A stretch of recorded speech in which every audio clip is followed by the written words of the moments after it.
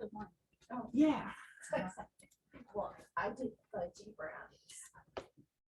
Okay, so this is our slideshow for curriculum compacting. I'm going to start from beginning. So we have our cover page. We have chapter titles in the purpose page to give a quick overview of what they're about to hear. And now our overview with Elena.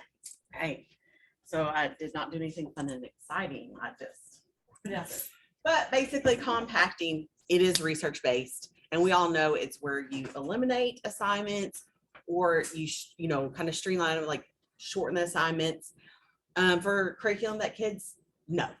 They truly do know it.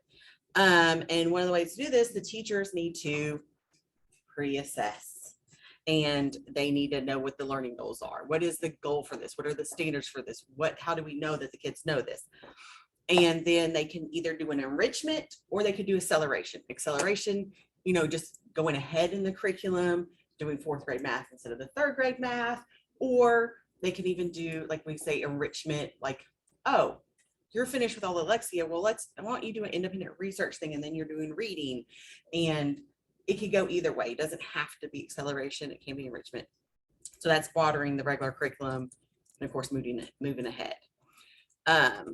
And based on this book, that instruction should align with the strengths, needs, experiences, characteristics, and interests of each student, regardless of if they're GT or whatever, because it goes with the school enrichment model. Students need authentic real world problems. That's why I like some of the think laws that are more up to date and like the TikTok, because I think kids can relate to those. They need to be challenged. They need time to think deeply. Sometimes kids don't get it right away, or they're thinking a different way than what you are thinking. They need to be able to do complex problems, independent and small group work, which later on we'll learn is a type 3 activity, and choices. Students do not need to be, and we know this, but some teachers think it's so great when they're tutors or teach other kids. And Better let Tina back in. Tina's getting back in. She should be able to just get in. yeah. Hey, Tina.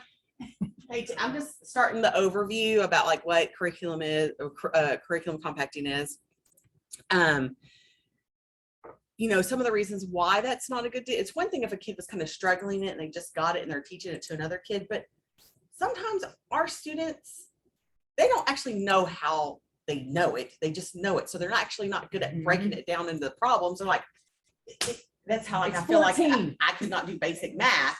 If you don't get it, 2 + 3 is 5. I'm sorry, I can't help you. It's 1, 2, 3, 4, 5. I mean, that's why I was never meant to teach younger kids like basic stuff. I think that's how some of our kids would be, because they process it so quickly, they can't break it down to explain it. They don't need more of the same, like, well, you're still going to do it anyway. And they don't need busy work like puzzles, games, and worksheets. I'm not saying that there's not a place for that, but that doesn't need to be the only thing that they do. This tells a little bit of the school enrichment model. And this is kind of like one of the areas I thought if we cut it down for our teachers, they don't necessarily need to know the school enrichment model since we are not doing the school enrichment model. But it was created by Dr. Renzulli. It does emphasize engagement. It should be enjoyable. It should be interest-based. It should be challenging. Kind of makes me think of passion projects in a way. There's 3 main components. The total talent portfolio, which does where you figure out the abilities and the interests and learning styles. There's the compacting, so they have time to do all that other things. And then the triad model, which is type 1, type 2, and type 3 activities, where they could do exploring, or they could have training, or they have small group and individual groups. The rationale for I'm trying to see if I can move this. Apparently I cannot. I was trying to move this so I can read it. There's mouse. Just joking. There we go. Okay. I could have turned my computer around. No, that's fine.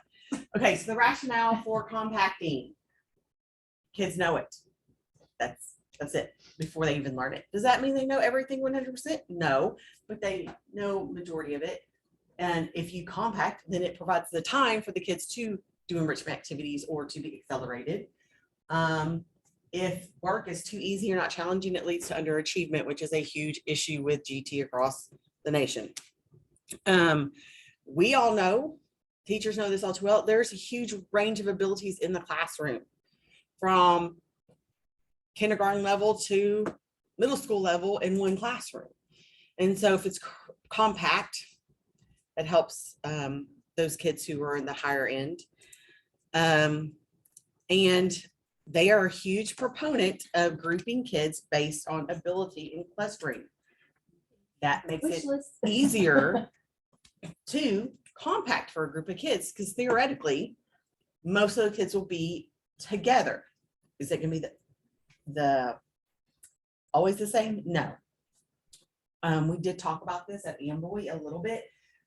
Jill Tanner, who's a fourth grade teacher who's very great at math, teaching math. We are going to have a math coach, but she kind of just was pushing to the teachers that we need to have kids be challenged and do some of those tests. Like, she wasn't necessarily even pre-test, but just like, okay, do the kids get it? What do they need to know? And so we talked a little bit about that as a whole school. So I'm hoping that this will blend into that very well. Achievement increases when you do this because kids are engaged, they're interested, and they are actually learning what they need to learn. And of course, when you compact, it modifies, increases the pace of instruction, and it allows the teachers to have educational accountability, because you have to show that you know the kid knows this. What did you do? And you're like, okay, well, they took these tests. This is what they know. This is what they're going to know. And so you have the accountability of, I'm not just giving it to them to give it to them. And then it goes with the every student can succeed, whatever. But anyway, I think that's it, because this is chapter 2 now. Any questions? Okay. Sorry. Okay. This is also slightly more of the same. That's like a lot of the first part of the book.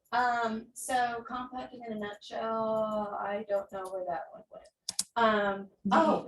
I will be your button clicker over here, okay? Okay. I know, it's like, wait a minute, where's her, I see her bullets. Okay, so you define goals, learning standards within content or unit, which is the first place everybody should be starting at. You select students for pre-assessment and document mastery levels. But Like, do they already get it? What did I just click on? Uh-oh. I clicked on, I think this somehow, Gross. okay. There we go. And then you provide replacement resources and tasks that give more challenge and address student interests, curiosities, and strengths.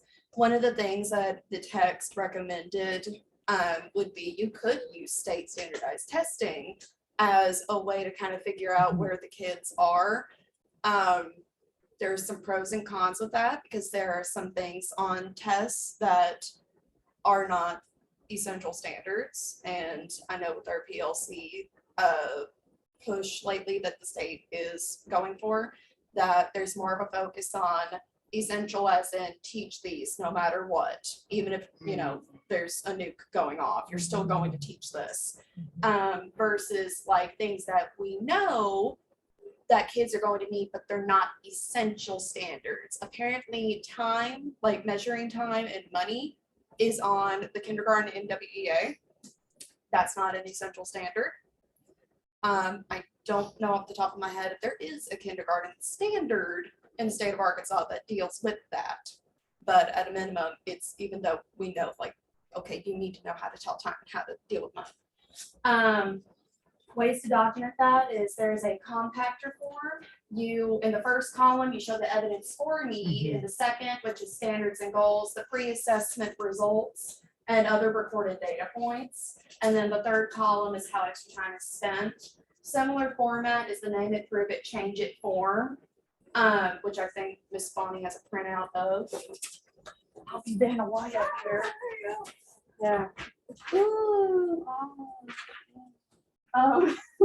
But You deal with standards and goals first, then student motivated involvement in measuring mastery levels. It's more emphasized on the student end versus the teacher noticing stuff. So that's task commitment. That could be construed as initiative. And then the student works with the teacher in cooperative decision making for what enrichment is going to look like.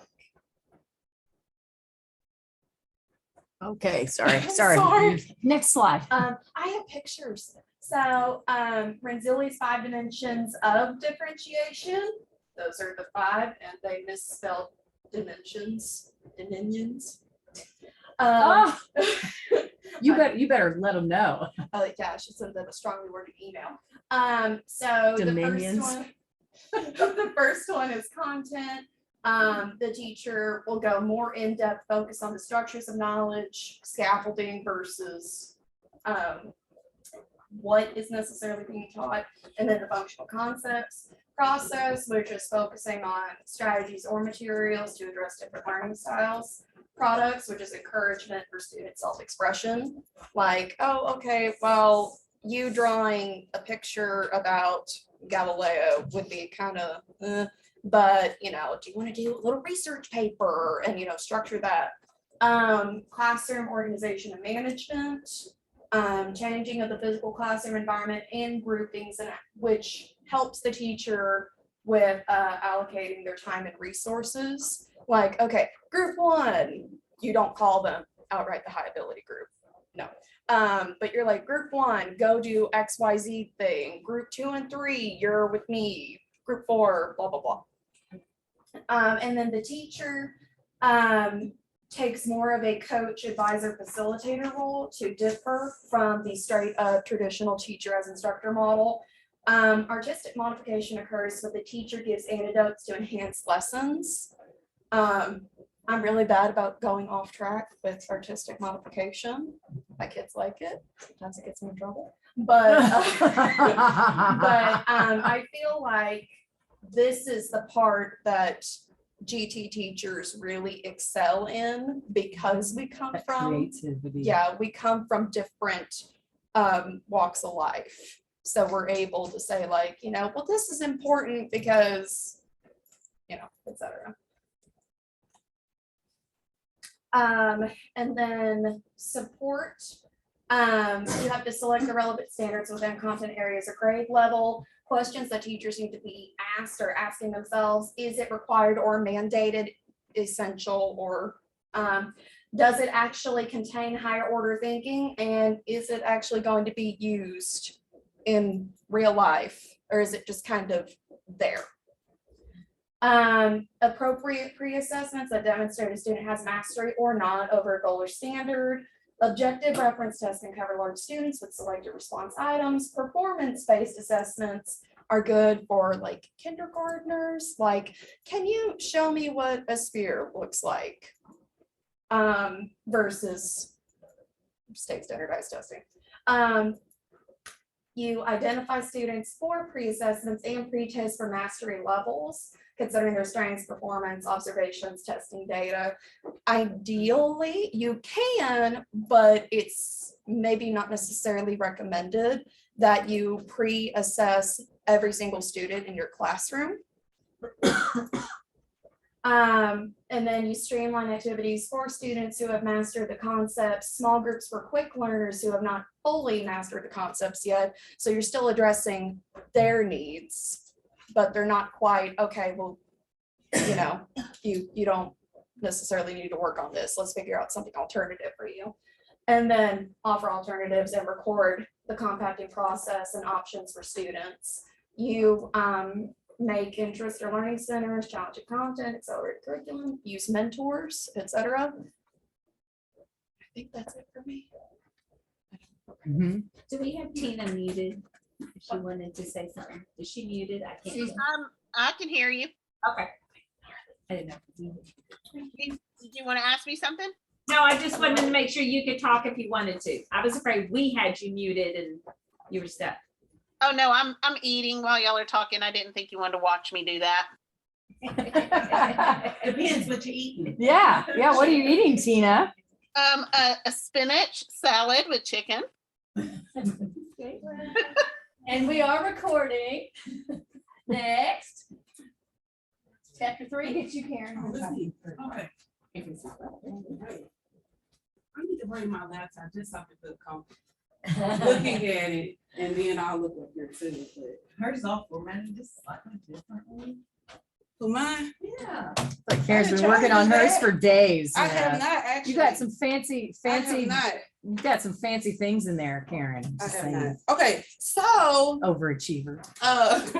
so I'm gonna do the part. All I'm right. gonna do, and I tried to take off the, Well, I'll be your clicker here. I tried to take that to where it just showed the whole screen. But I'm gonna do replacement activities, and for me, I think that this is really what I'll just, you want teachers, me to just want to bring up the whole thing? yeah, Okay. really what teachers are looking for. Like, they want something that they can actually do, and of course, we're gonna go over, the compacting plan with them and all that, and support that way. But they, bottom line, I believe they just want something they can actually do in the room with the students. I was gonna say, but something I did not mention in chapter 1 is that's the number one thing. Teachers don't know what to do. Mhm. And even like a short little PD, not even like a full day PD, when they walk away with resources, they feel more confident or able to do it. Right. And I almost feel like this piece needs to be by itself, because it Mhm. is so Big. much in it, and it's something that they can actually apply if they don't have a lot of other things on them too. You know what I mean? Like, it can almost be too much, but if we break it down, it may be a little bit better. Okay, so I'm gonna cover online activities and independent projects. I'll kind of talk about those together.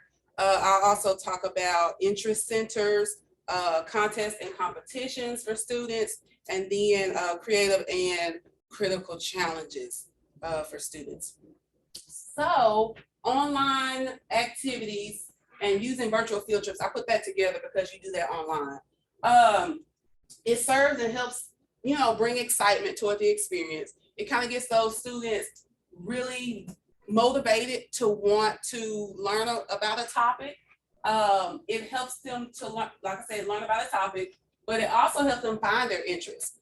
Some students, they want to learn other things, but they really don't know what it is that they may want to learn. They don't know what they're interested in. They may say, oh, okay, I kind of like music, but they may not know in depth what they are interested in regarding music or something like that. So it really helps them to find what they're interested in. And I really like how in Think Law, she gave us that interest survey, because I thought that was pretty good, just to give, sometimes the interest surveys can be a little too complex. Yeah. And like just ask too many questions. That was pretty simple, to the point. That could be like a starter. Like, say if they did checks, what was on there, like social justice. If you see that they check social justice, maybe you can give them a second interest survey that breaks down the elements of that or different parts of that, and get closer to a specific piece of that. This is a biggie. When students do online activities, it talked about teaching them how to analyze the sites instead of just surfing from one site to the other. Because you know how kids get when we give them a resource, or we give them sites or multiple sites, one site, they're just, you can look at the scroll, but they're just doing this. So teaching them how to analyze instead of just surfing from site to site. Elena talked about the enrichment model a little bit, but this kind of goes into the different types. This was in the book, but Page 74. Page 74. I just broke it down just a bit. When you do the online activities, it talks about step 1 or type 1 is the exposure to the topics. Type 2, it accompanies the exposure, so they get additional training after they're initially exposed to the topic. Type 2.5, it's a project and it's a study, but it's suggested by the teacher, because sometimes the student may not know what to do. Like, they may not know where to go in their independent activities. So the teacher suggests activities and it's supervised by the teacher. And then type 3, that's the student's choice. It's driven by the student. They do all that. They make the decisions and they create the product. Right, ready for the next Yeah, slide? I'm ready. So on this site, Oh. on this one, you probably Oh, clicked the oh, link. I did. I So- totally clicked the link. Oh, I'm sorry. On the one that Mindy's bringing back up, I just gave Oh, some my. different links of virtual field trip sites Of that course, that bar I is in the mean, way. they gave some in the book, but I believe this book is like 10 years old. Yeah, the book is Because I old. went back and I think it said 2010 or something. So some of the links don't work. So when I was trying to put it in, it didn't work. So I had to go out and try to find some that were working and that you could use today. Yeah, So I clicked all right on these one of are those. available. There's like multiple on one site. They look pretty good when I was clicking through. So I think they will be a resource to you guys and to the teachers when we present. It's something we can just click and use in the class. I'm And going there's to a picture. PD on Wednesday about virtual field trips. My husband's good doing deal. that. My So husband, maybe I'll find Some some more. things that I can share with us. Yeah, that'd be good. My husband's doing the same PD. I told Kay I'd be poking behind my husband and waving. Yeah, that'd be good. Mhm. The Discovery Education one is a really good one, really good site that had virtual field trips on it. All right, so this kind of goes with the online activities. This is when they're getting ready for an independent project. It talks about identifying one virtual field trip that connects to regular curriculum. So maybe they're doing something in math, or maybe they're doing something in social studies. They can connect that to the curriculum that they're doing already, just as an additional piece. And because a lot of teachers are gonna say, well, how am I gonna get a grade? How am I gonna get, how are they gonna finish this or not have to do this? And I still need to get a grade for this. So this is maybe one way to kind of ease them into, you can still connect it to the curriculum, but it can also be an independent project as well. I thought this was neat because I never really knew this as far as compacting. They talk about introducing the virtual sites to the whole class. So introducing the sites to the whole class and discussing the positives and negatives, like analyzing the site. What are the positives of this site? What are the negatives of this site? And using that as a whole class lesson, because that's research is good for every student. I don't care where they Mhm. are, They don't research get is enough of it in good. elementary at all. And looking Not at anymore. those features are perfect ways to get those students ready and introduced to research skills. These are some of the critique questions. You can have this as like a checklist or something for them as they're going through each site. And then they give a template as well that they can use as they're asking themselves these questions. Can I read and understand this resource? Do the graphics grab my attention to keep me wanting to explore? Does this site have the information that I thought it would? Is it the information I'm looking for? Can I create something? Now, this was really good. Can I create a product or some type of work from this site to share with others? So pretty much, is this something that I need or not? So, I thought this was a really, really good piece of analyzing the sites that they go to for their projects. Any questions so far? Any comments so far? I was just gonna say, like, I see teachers more apt, like, if it's not math, like for reading or social studies or something like that, to do something that just enriches the curriculum, like they can do the independent resource, because one, like, you should grade, and two, like, well, it still is like, it connects to everything else that we're Right. talking about, so they can even like, this is when teaching the class would be okay, because they created this. They're like, yeah, you can tell us kind of like what I would do research project with my first and second graders. They go into their regular classroom and tell the kids in their regular classrooms like what they learned and what they did. Mhm. They could do that. Yep. So I can see teachers like this.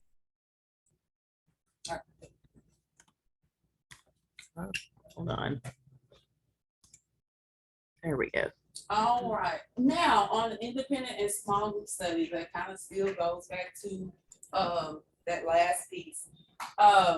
They break it down, and I did not put all 12 steps in the PowerPoint because that I feel like this is another PD in itself because it's pretty major. So it talks about when the students are ready to do an independent study, it should be developed specifically for those students, and there is a 12-step process in order to make sure that happens. I'm just gonna quickly go over them just to name the 12. So step 1 is to assess and find the student's interest. Step 2, conduct an interview to determine what their strength of the interest. Step 3, help the students find a question. So what question will they create that bases their whole, bases the outcome of their project? What are they finding? What are they trying to research in the midst of the project? Step 4, writing a plan. This is the plan right here. So creating a written plan that kind of helps guide them along the way and guide yourself along, guide the teacher along the way as well. So it's not just something that they're just doing, but it doesn't really have any meaning to it. So this kind of gives it a focus by having an investigation plan that they do before they really get into it. Step 5, you're helping the student locate multiple resources.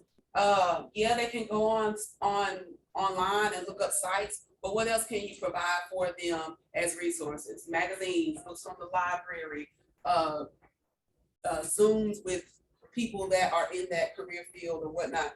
What resources can you help locate for them on that specific topic? Also, step 6 talks about providing assistance.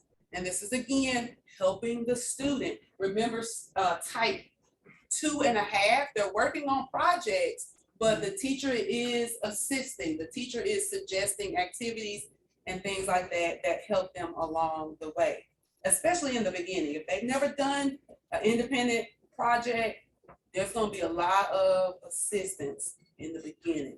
Step 7, you're gonna help the student decide which question to answer. So I think step 3 talked about they create a question, maybe they create 5 questions, analyzing which question is the best question to focus on for the study. So you'll help them figure out which one they will focus on for that. Step 8, you're just providing assistance. Again, if you hear the word over and over, assistance, assistance, assistance. And then step 9, they're going to figure out what product they want to produce as they get to the close, as they're closing it up. What's the product and who is the audience that they want to present this product to? They're going to be thinking about that in step 9. Step 10, you're offering encouragement. You're assisting again, but you're assisting in the mode of encouraging them, keeping them to keep, moving forward, giving assistance again. And then step 11, it talks about the resident escalator. I think that's like getting feedback from other people. I didn't really understand on that one too much. So if you want to go to page 69 and kind of look that one up yourself, you may want to do that. Page 69. When I glanced at it, I think it was like going to like the librarian or like somebody who's like specialized, or like if the regular classroom teacher is doing it, like then they could come to us as a GT teacher, like The specialty. Somebody else assisting us out the regular teacher.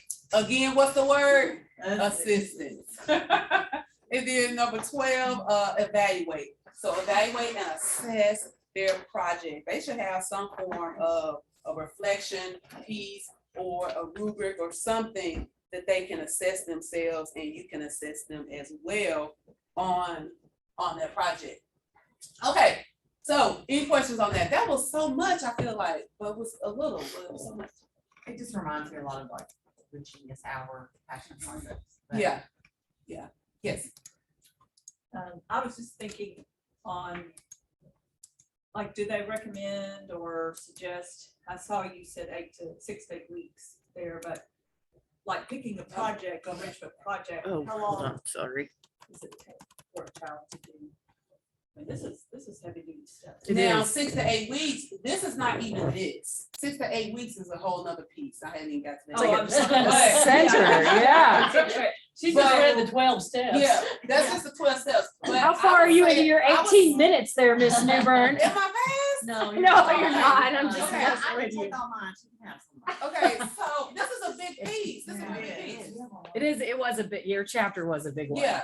Has a lot in I it. would say 9 to 12 weeks on an independent study. I mean, especially if you're getting into the mode of analyzing sites and getting that piece is that's That's gonna gonna have take to a chunk of teach them in the time. beginning. Yeah. But the independent part itself, I would say about a 9-week period, maybe. It would Possibly. depend on how often the child got to, if it was an Yeah, every day well, thing, that's true. every couple of days, one day a week. And No, how okay.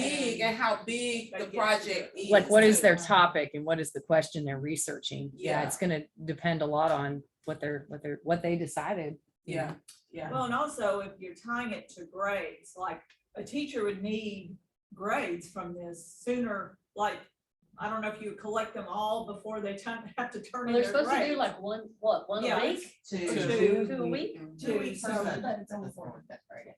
Well, And and If you go through Genius Hour though, they do have like some steps, like you could say, okay, you have the plan. Okay, where should you theoretically be by this point? So when the teacher checks in on them, they could say, okay, What's well, your you have this much, timeline? or are Yeah. you behind what you need to do? And so they could check on their progress and they can see what they've had. But also, it doesn't have to be, like, to me, It have to you be could do, long. right, it could be shorter ones depending on what it is, like what the teacher needs. This is just this thing that we're gonna take 3 weeks to do in social studies, and we know that this kid's a resident World War II person that knows more than me about it, then that person probably wouldn't even need that long. You can say, okay, I want you to tell us about something that we might not know, create us a Google slide or do a poster or infographic or whatever, and have them work on it during that time of social studies. right, so really it is wide open Yeah. from a 2 to 3 week process to a 9-week. Mhm, But I can understand the teacher would need grades mhm. for this project because they're not doing what the rest of the class is doing, getting a grade for math or reading or whatever. Their grade is going to come at some point. I would say it Yeah. also depends on if they're doing standard-based grades or if they're actually giving, Next year, are they, The Yeah. number Yes, yes. system. because if they pre-tested and they've looked at the standards, if the kid has already passed all those standards, then But I Yeah. think the biggest issue is there are no pre-tests being done. that is a huge That, issue. that is the biggest piece, I believe, that stifles the compacting, because they don't know what to do, because they haven't assessed to know who to do it with. In, with NWA, when you use the state testing, that can maybe help with math. Mhm. You know, okay, this says Specific that on you are weeks, ready but- for this, that you've known this. Let me just give you some questions. Oh, they are ready for this. Mhm. That doesn't necessarily help them. True. And comes with questions. I also wonder like what grade levels is this appropriate for?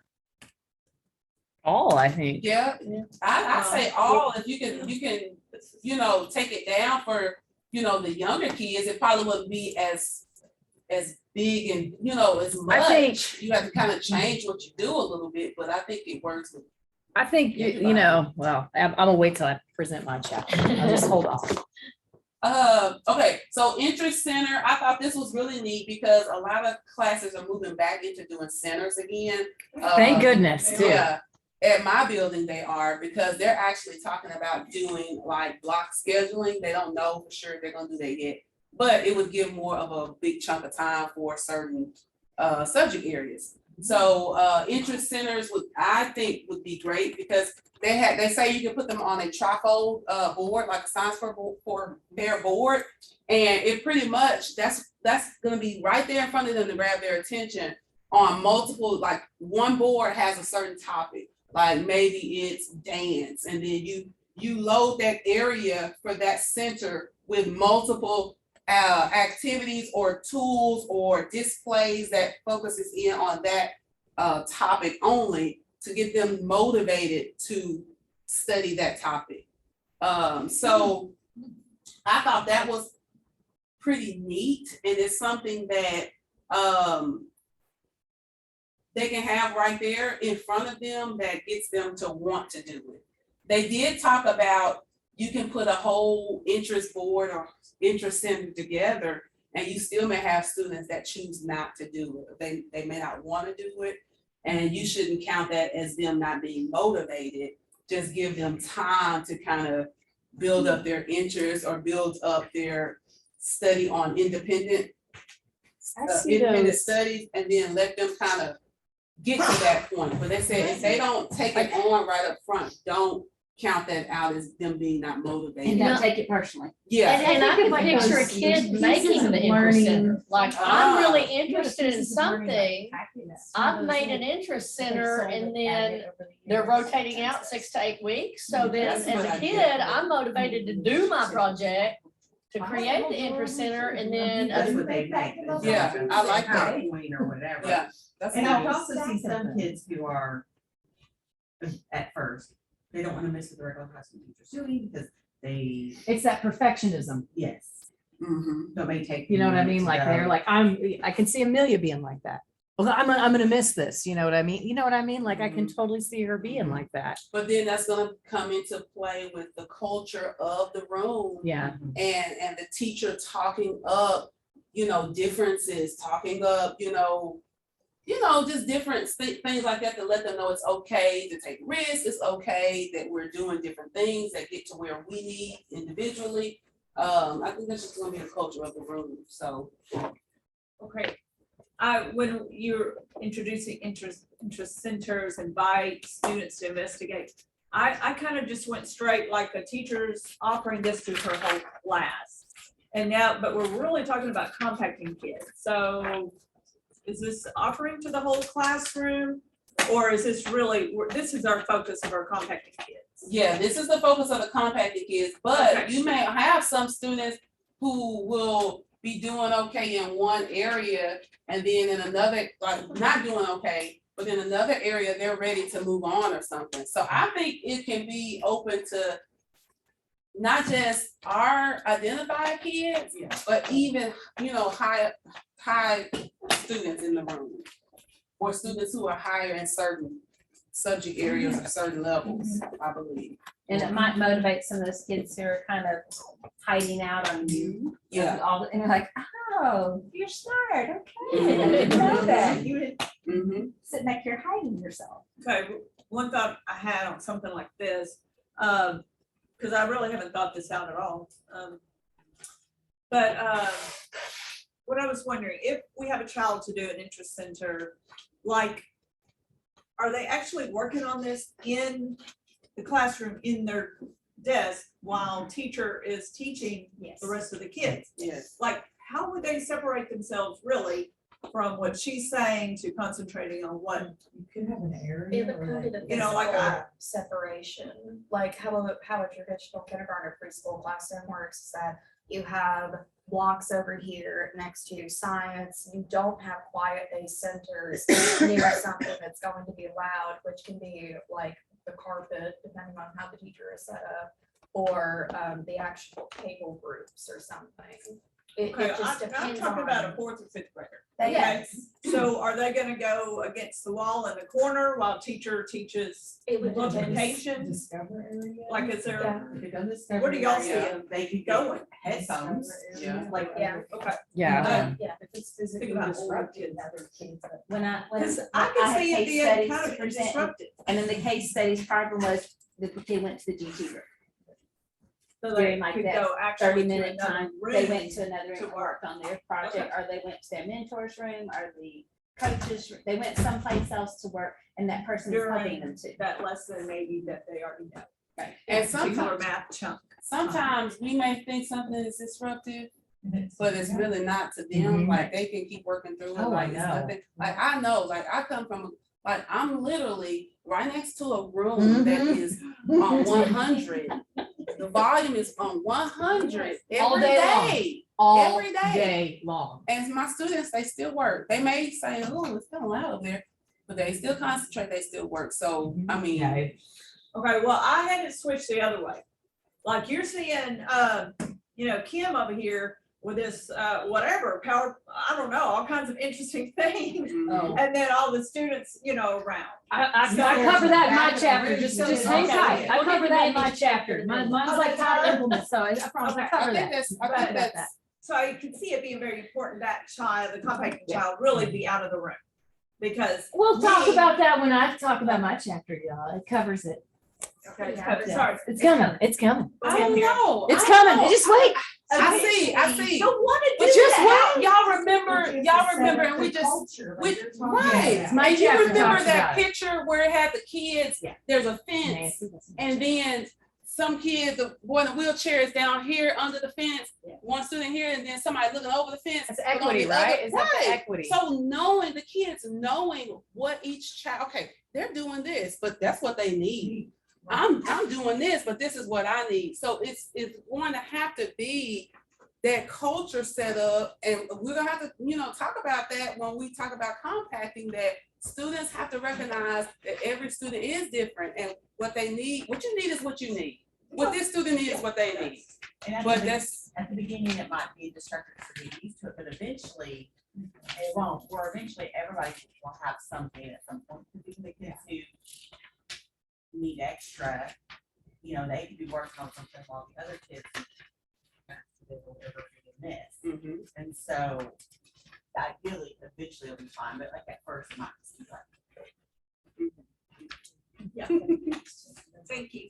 all right, the last slide, then I'm done, guys, sorry it's taking so long. Contests and competitions, we do a lot of contests and competitions in here, but I put some sites that have competitions, and contests for the upcoming year. This one is actually this Arkansas Peace Week. That's an art competition that is like really at the beginning of the year. So like in September, I think. But that's the link for that. Click it one more time, Mindy. The, And then the yes Oh, that's right. competition, Arkansas Wildlife Art Competition. So those are just there for teachers and you guys if you need to just access how to use those competitions. Creative and critical thinking challenges. Those are, I think, smaller pieces that they can do in the class that kind of like what you guys talked about. Does it have to be really long? Does it have to take a long time? These are things that can be done in a short amount of time, but that gets students to have those real life experiences and apply content areas as well with creative and critical thinking. And then there's some links for those to be done. And that is it, I believe. You guys have any questions for me? No? Okay. Good links and all. Good.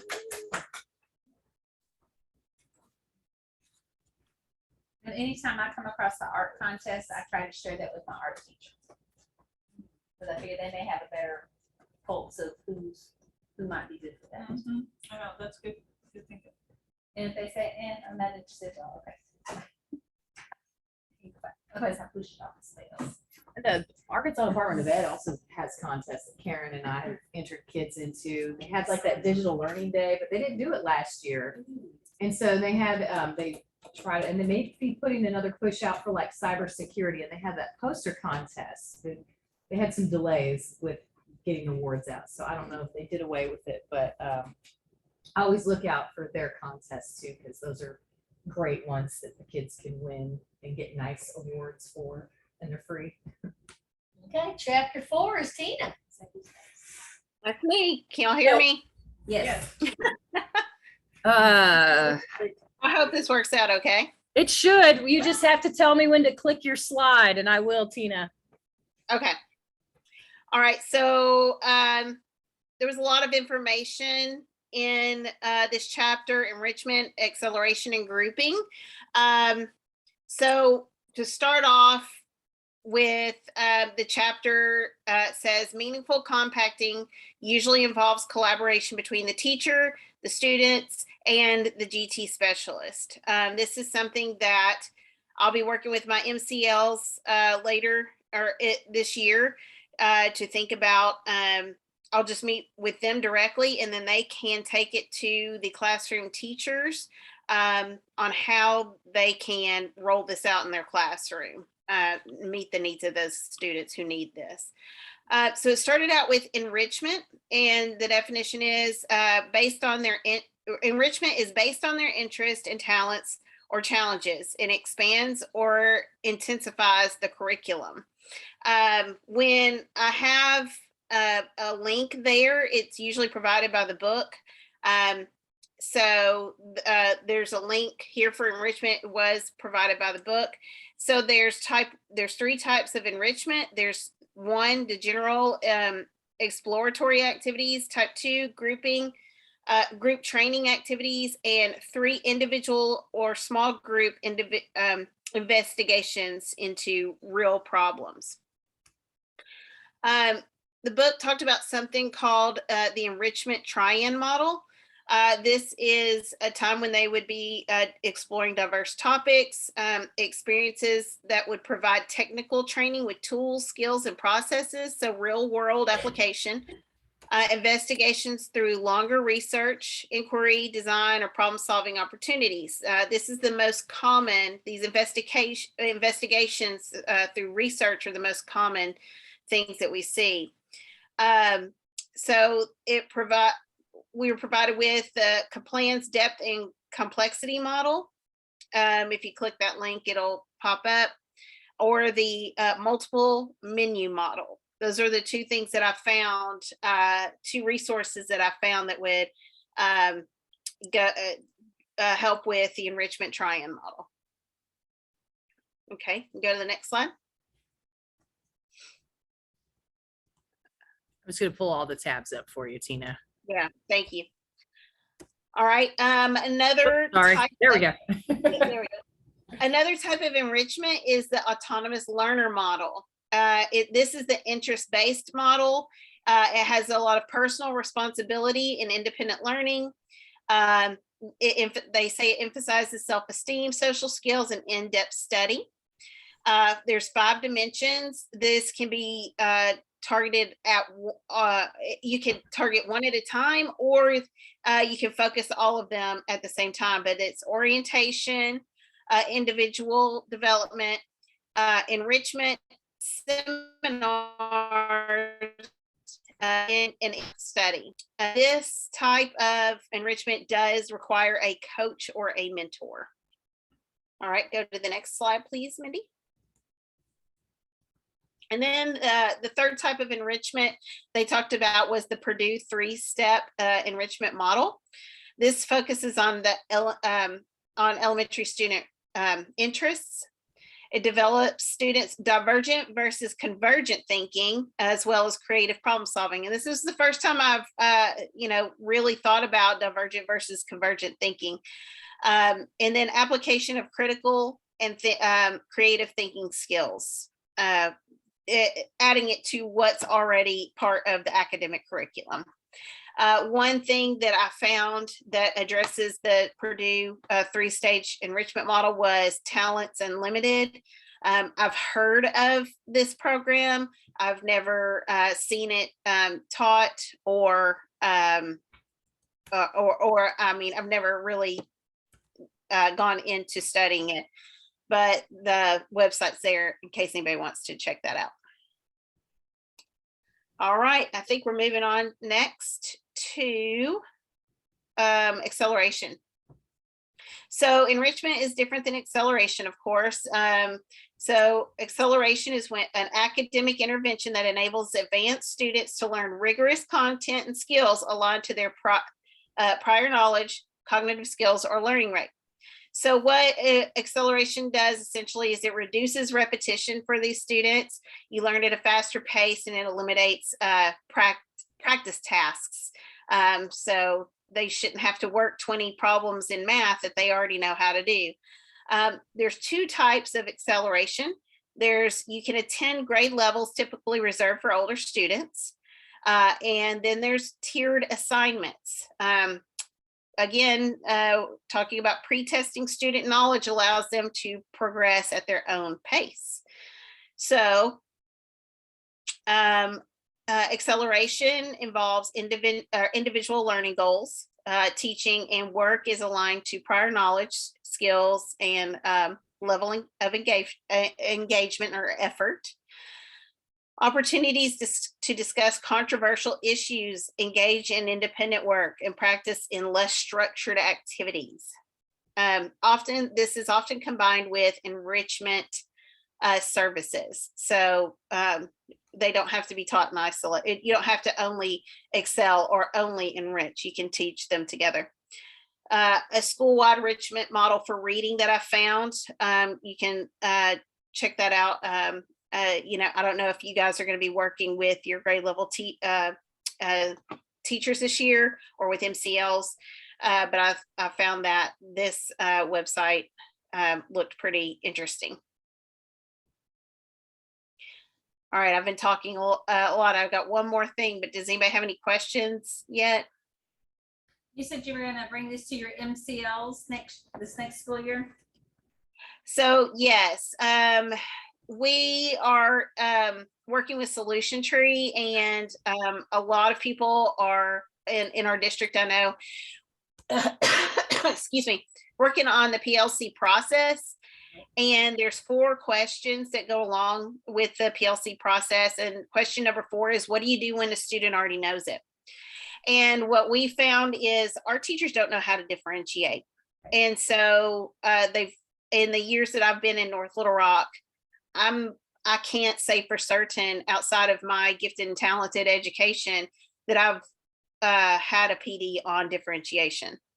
And so this is it's a good time for us, yes, to bring this forward to teachers at the beginning of the year, and then I'm going to continue to work with the MCLs to provide different ways of enriching student learning or accelerating, or I knew you all were doing something different than everybody else's, and you all seem to be more in tune with differentiating for everyone and doing that. So I can see that you're going to have more support than on my side. My side, we don't have MCLs, but we're mainly, our focus has been, and maybe I can change some minds, but our focus has been the lower students, because we have so many low students. And so it's more of like, okay, the other kids, they're making it, I'm putting all my effort here. And I can see people say, I don't have time to put my effort to the higher students. Right. And we've discussed that. And, this year we've been unpacking the essential standards. I know everybody has. And then also developing the CFAs, how do we know if they know it? And then, we have been, teachers have been attempting to meet with small group learners if they don't know it. But again, I've reached out to our staff, and they just really don't know how to, and they want to provide some kind of something for our kids that already know it. They don't know how. And yes, I do have that support. And that's what part of my time is going to be built in. Part of my schedule is going to be built into meeting with our MCLs. A lot of times I would meet with just the 3rd grade classroom, because they were 2 new teachers in that, in my building, and I would work with them on unpacking the standards. And so I have a good relationship with them that I can meet with them and talk with them about, okay, what are we going to do for those students who already know this next year? Okay, one of the things, like I mentioned this at our Amboy PD, if you bring back, say, yes, we know that lower kids need help, but our school grade report card, the more kids you have in exceeding, the better your grade is, because it offsets every single kid that's on the below basic. So I know we always try to move more kids from the basic to the proficient, and I'm not saying we shouldn't do that, but we also need to move those kids from the proficient to exceeding. And that will help our school grade and school report card grade.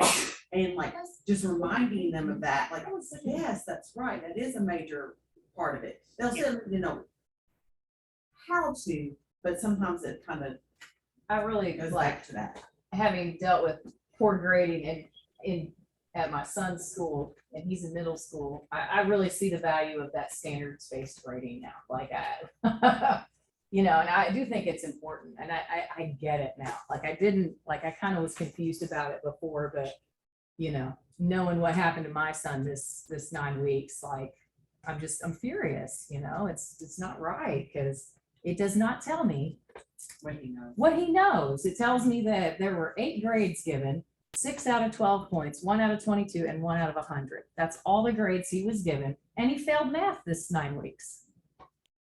But his NWA score says he's on a 7th grade math level. So where is the alignment? Right.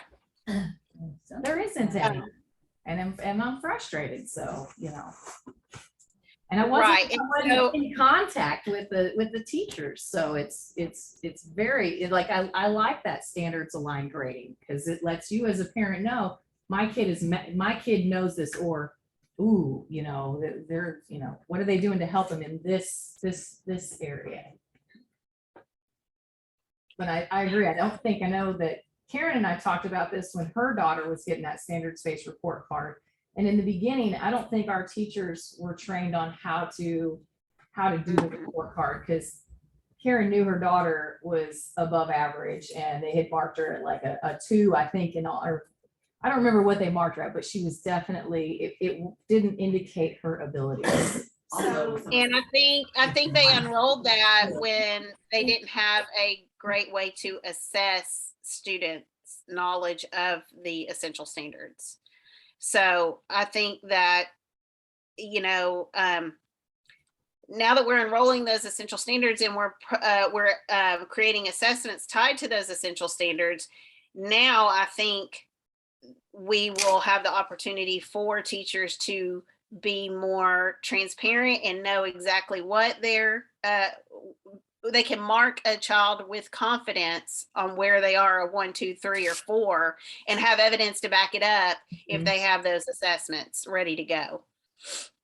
And I do have a question, and it's not really related to this.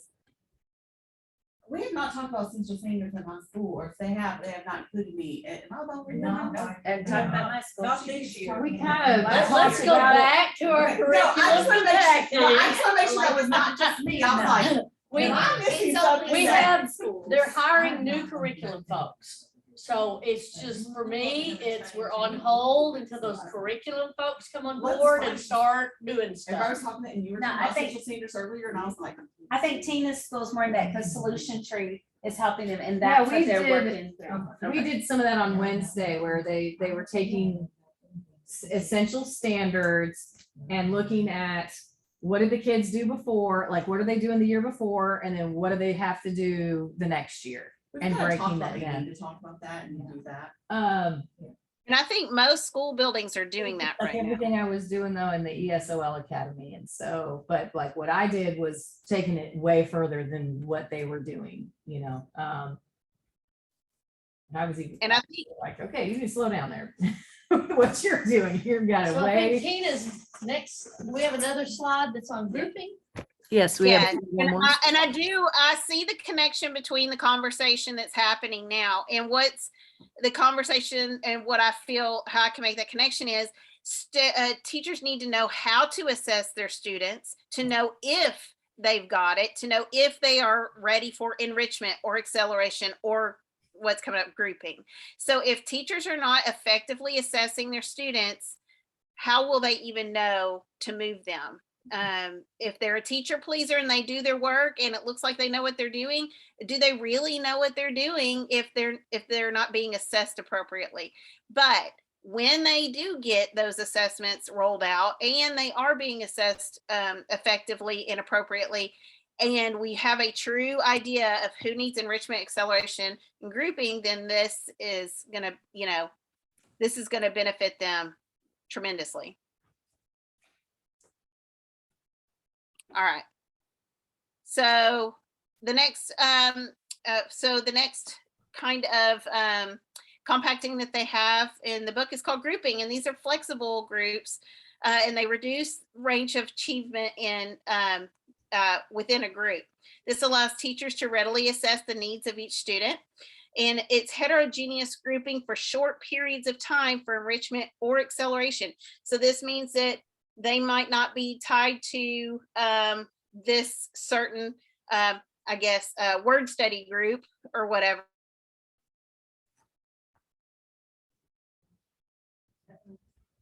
Are you Elsa right now?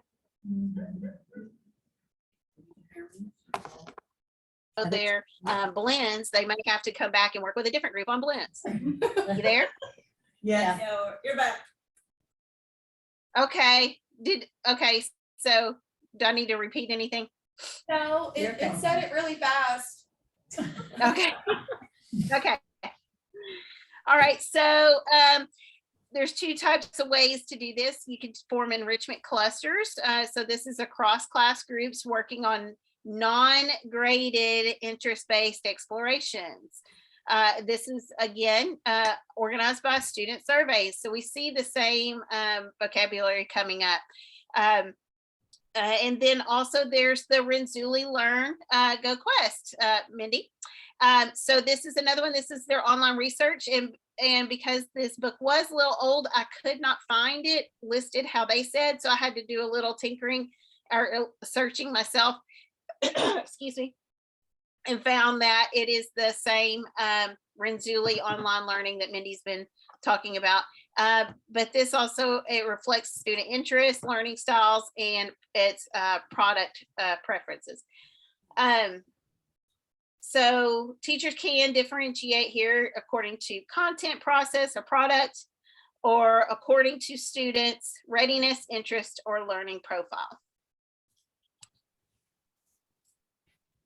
And I think this is grouping. I think that has been what I see typically. If anybody is differentiating in a classroom, I think this is kind of what I've seen.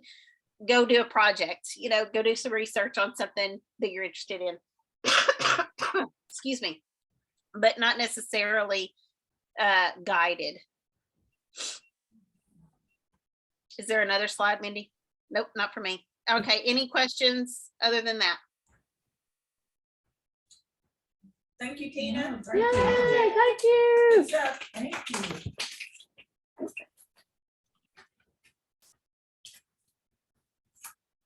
All right. It is Mindy. Oh, but that didn't, this is research, right? Is that it? Is that you? Yeah, I'm chapter 5. I'm kind of like Karen. I gotta have my own computer up here to. Hey, Tina, did you have to have an account on Renzulli? Yes, you do. Yes. And yeah, I don't know how much you have to pay for it. And Mindy, did you start it or did you pay for it or was it like a free trial? When I started it, and it was like when the pandemic was going on, and so they gave a really nice like 90-day trial, or it was like a really long trial. And I did set some of my students that were virtual up on it, but at the time they just had such a hard time keeping up with their regular stuff that putting anything extra on them was too much. So but when I did get a check out, and I really tried to encourage my students, if they were looking for something extra or something fun to do, that this was a great place to go. And I hope that, maybe it is something we can look at again for these outlier kids, that need something extra, because it is a good program. So mine it says the 5 compacting challenges, although in the chapter there are 7, so I don't know why it's like 5, but there's more than 5. And then it's the research-based strategies to address the issues. So the first one is with repetition within the grade level curriculum, meaning that like it gives the objectives, and it kind of lays out what it is. But like if the kids already know it, they're just they're stuck in there, and so it's, what this causes is loss of motivation for learning, loss of valuable learning time for advanced students due to whole class practice tasks and assignments. So they've done this whole group lesson, and then everybody's sitting doing the practice to see if they've mastered that skill. Everybody, that's so, and that is a big problem, and we know that. The number 2 issue or challenge was the prevalence of whole class instruction and common assignments.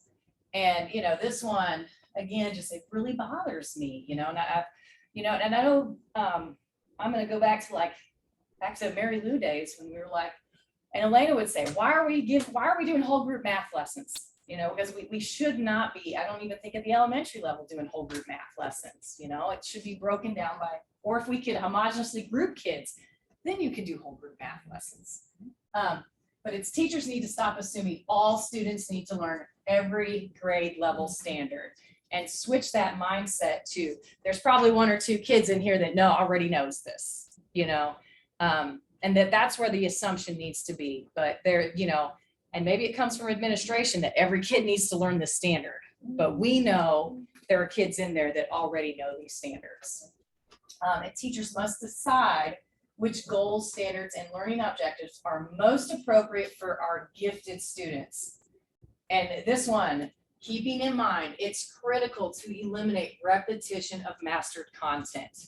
And you know, that was what the key, like that was key in there. That's something, you know, I took that verbatim out of that, you know. And I think what Bonnie said with all these new curriculum people, and maybe Bonnie can chime in and say, okay, we really got to think about what is most appropriate for our gifted, our brightest students. Like, what do we need them to make sure that they know and understand? Number 3 was poor curriculum articulation and clarity, meaning like teachers don't really understand what does mastery of a standard look like. Like they don't know. So like they're saying, well, here's our standards. What does mastery of it look like for them to say, I don't have to teach this kid this standard? And so I think that's where the confusion is. They need to understand is that like I see like kindergarten and I see so many kids who already know these letters. I'm not saying that they don't know anything, but it's like, or they can already add these 2 plus these 3 pumpkins, 5 pumpkins. Yeah. Why are they still doing that repetition? Everybody Yes. else? And there's a lot of kids like that at some schools. I know. That it's not just the 1 or 2. Yeah. That we would be able to have. So like, if you want to look down to like the AP scholars and to the national merit people, that if we actually got in there at kindergarten level and challenged some of those kids, even if they're not GD, you know, Yeah, absolutely. that we would have that in the long run. The payoff. The first Yes. grade. The payoff, kids that yeah. we were pulling for our wing group that were like mastering division and like, it was just so cool. They were just beyond. Oh, I think back to when we homogeneously grouped kindergarters and, you know, at the bigger schools at Ridge Road, we had a whole group and those are the kids that just went on to 6th grade this year. But that teacher even said it was so nice to have all of these kids that were similar abilities in the same class because she was doing 1st grade standards with that group of kids, you know? And so it's like she's accelerated a whole class of kids. And I mean, they're through the district. Obviously Crestwood's got them, you know, I mean, Lakewood's got a whole class, you know? Meeting them where they are. And that goes back to why homogeneous grouping or like putting similar kids together so that teachers can move the mountains, you know? And I know at Ridge Road, the things they've done with the older kids is it's that flexible grouping. Okay, well, this group of kids is really good at reading, so we're gonna do a reading lesson with this group, and it may be 25 kids, but they're all similar, you know? And so they would regroup whole classes. And so they, you know, teachers must decide which goals I'm on number 3. Within the curriculum units, they say, you know, one of the setbacks is there's no measurable standards, goals, or objectives. Like they have them listed, but are they measurable?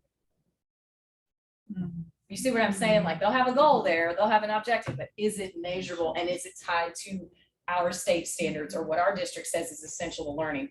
And I hear the teachers say a lot of times that the curriculum we're teaching doesn't match the state standards or doesn't match what the NWA test says or the ACT aspires. So I see that there's a huge problem with curriculum and standards alignment in the district. And hopefully our new curriculum people can help us solve those problems. I don't think it's just our district.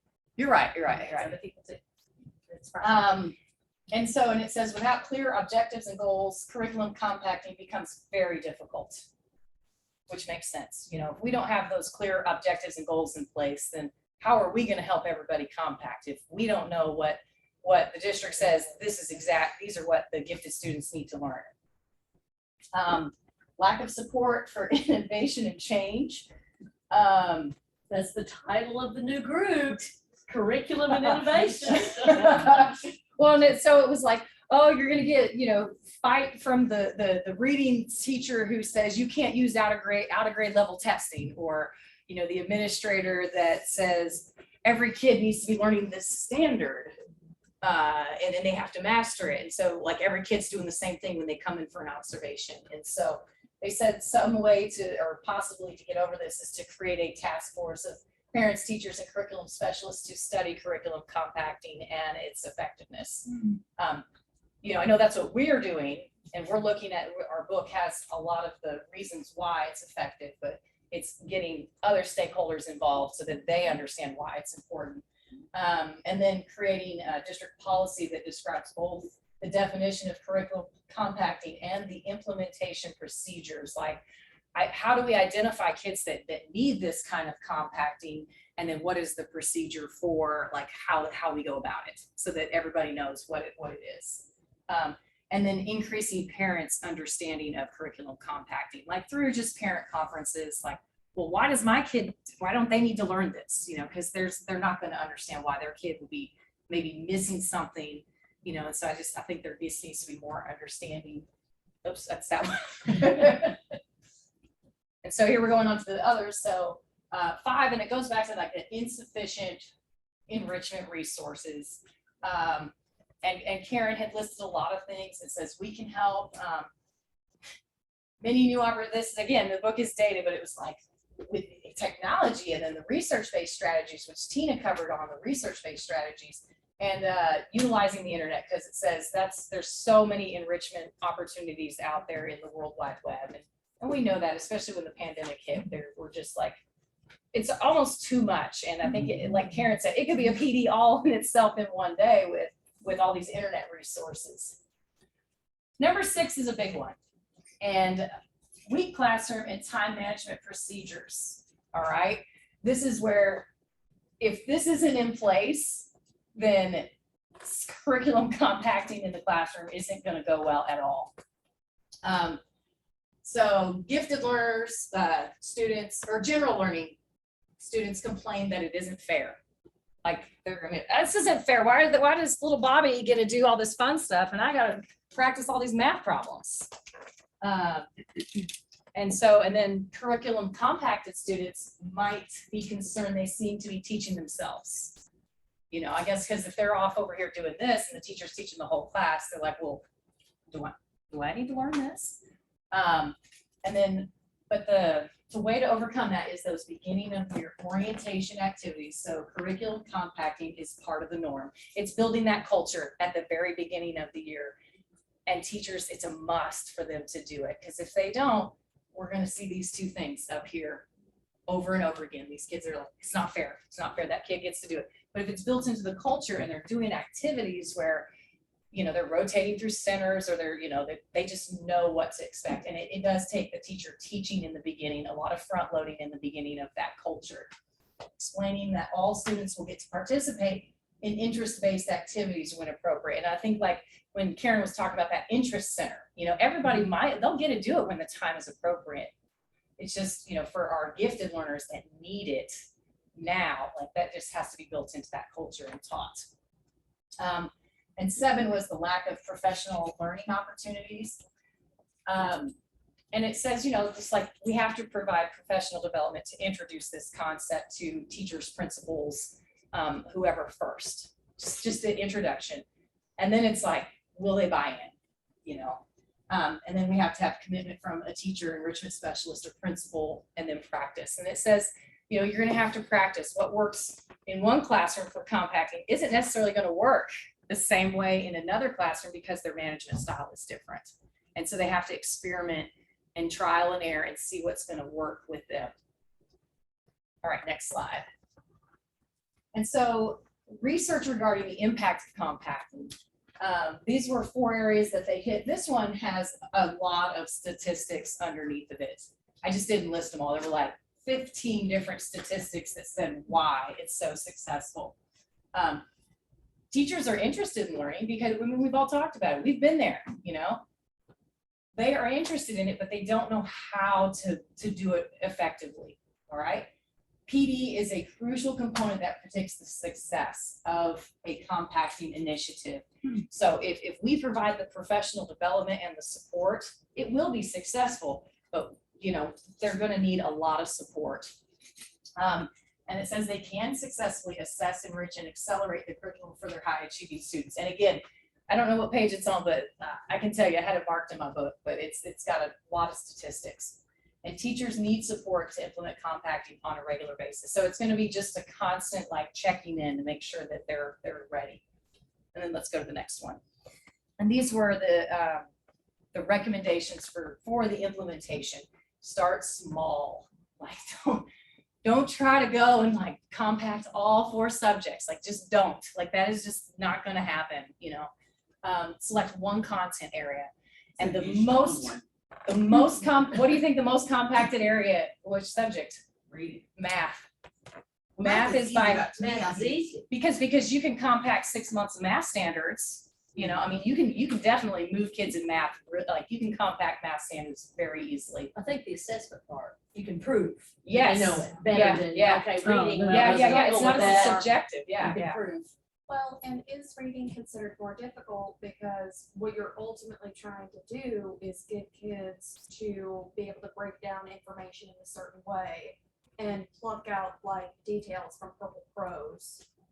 I think it's just that there's so much, I mean, you've got, you know, informational reading versus, you know, like fiction versus nonfiction, and then all the Yeah, I guess grammar I and was thinking there's reading. so much in there. Math is easy, but like with reading, I could also be like, oh, okay, y'all know how to read, so y'all are just gonna take this novel, we're gonna do something with it. So more differentiated in the sense of like an independent study. I mean, we have powerful data with the NWA test data. Thomas did with the reading, like, Daddy's 5th grade group. Well, who wants to read a book study? Okay, we are gonna do this, and they would miss part of class, and go do a book study, but they'd do a lot of it at home, like the reading at home and stuff like that, it's just kids who wanted it. But it had that, like, they had certain things, and asked questions, and that is more concrete. Experiment with pre-testing. I mean, I've heard this pre-testing thing over and over again. And I remember back in the day when every unit had a common, there was like a pre-test and there was a post-test. I mean, like we created them. And so, Or it just came in the book. but we have all this So- great curriculum. Why is there Wit and not, for wit wisdom. and wisdom, is there not pre-tests? And usually when you get them by the curriculum, they come with all this stuff. I know whenever I was in school, I took pre-tests over these books and the teachers didn't do anything. It's just kind of like, oh, you can read, you have 2 brain cells, we'll be, I mean, a lot of it boils down to what is the initiative by the teacher, by the building, by the culture. And I think wit and wisdom's like different, that's always been more, it's like, because they are doing so much. But Eureka has to have it. With math, they've got to be they're not pre-testing with math, are they? They have pre-test, but it's a hidden, it's like they don't have it for every lesson, like they don't have it. But so if they're covering like that unit or that module, is there not a pre-test for that unit? Not necessarily for everyone. That doesn't make sense to me with math. I mean, whenever I taught math, it was like, here's your chapter, there's a pre-test. But it's almost like you could take the standard itself or take the standard. Look at the end. and form a pretest from a chunk of standards or however. You want to do that if you don't do it. I think the unit or the model doesn't Yeah. have. And Jill was talking about like not even like doing a whole like test over the whole module or whatever, but like even breaking it down to parts of the standard, like, okay, are the kids? Yeah, if we did it by because some topic, standards you know. are very large. Yeah, oh yeah, we were looking at And one of you those can math see, standards of 5th grade, one of the you know, fraction ones. It was oh, like 4 These parts. students can subtract with regrouping, but subtracting with Standards are regrouping gross zeros, they struggle with. So you could even just do it like a mini 5-question test on that. Not for like this major grade, but for you to be like, okay, what are they getting, what they are not getting, and using that information. Well, and like you just said, there's some standards that have multiple parts to it. I'm gonna use kindergarten as an example because that's the PLC group that I'm a part of. A lot of those standards that are deemed either essential by the state or by our district, they're really repetitive. Yeah, they are. And really, either you know how to add and subtract or you don't. You know how to tell how many groups of teddy bears are in this particular, like how Oh, many are yeah, there? they 5. changed the kindergarten standards. I know that older kindergarten teachers were not happy because they took a lot of like the fun Yeah. sciencey stuff out and. But a lot of it is just either you know it or you don't. And Those are just my slides, and I think. Maybe that's something that can be brought up to the curriculum people coming in, or how Assessments. assess, pre-assessments district-wide that are, what I said, common among. Can I say something there? Yes, go ahead. So I mentioned something about CFAs. Those are common formative assessments. And we've talked about in our building how that's what we're going to use. And it's basically 4 to 6 questions, no more, that ask you to solve whatever kind of problem the standard addresses. And then if they are, showing that they know it, that's how they're going to start forming their groups then. But also I heard y'all saying, yes, NWEA has great data and it's all grouped for you if you know how to do it. So we've had several new teachers come in and that don't know how to use that information, don't know how to use the NWEA, and maybe, and I don't know, and there's some buildings that don't even have MCLs to help with that as well.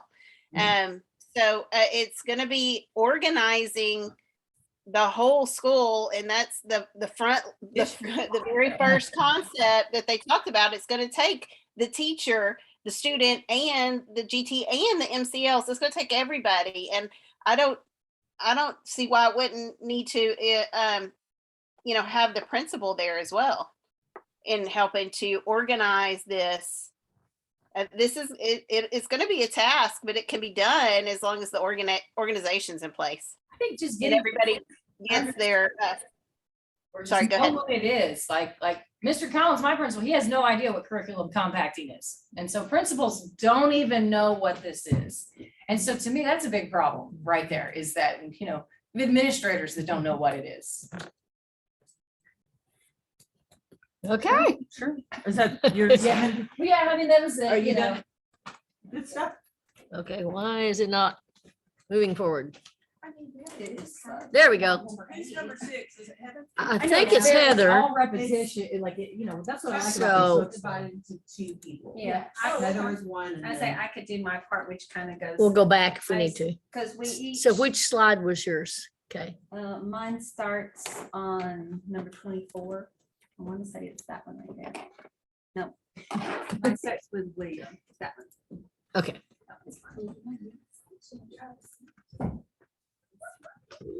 Where'd my mouse go? To the side. Okay, so they put in, I believe there's 11 case studies, and they're done by different ages and different ideas and everything there. And the main thing to glean is what we've all already heard and said, is that to make this work, and I tried to condense, these are, each one of these kids, they're compacting things like a page or 2 long. So I tried to condense for you what they did there, is that it's a group that has to do this. It's not just the teacher or just the student, that it's depending on the situation, the GT teacher was involved. If they didn't have GT at their school, they had a mentor, they had a parent volunteer, they had a instructional coach, an MCL, somebody like that. It wasn't just the teacher and the student. And I've done compacting before. It was in the mid 1990s, and it was the teacher and I and the student. But it was because those people were willing to do that and go there with me.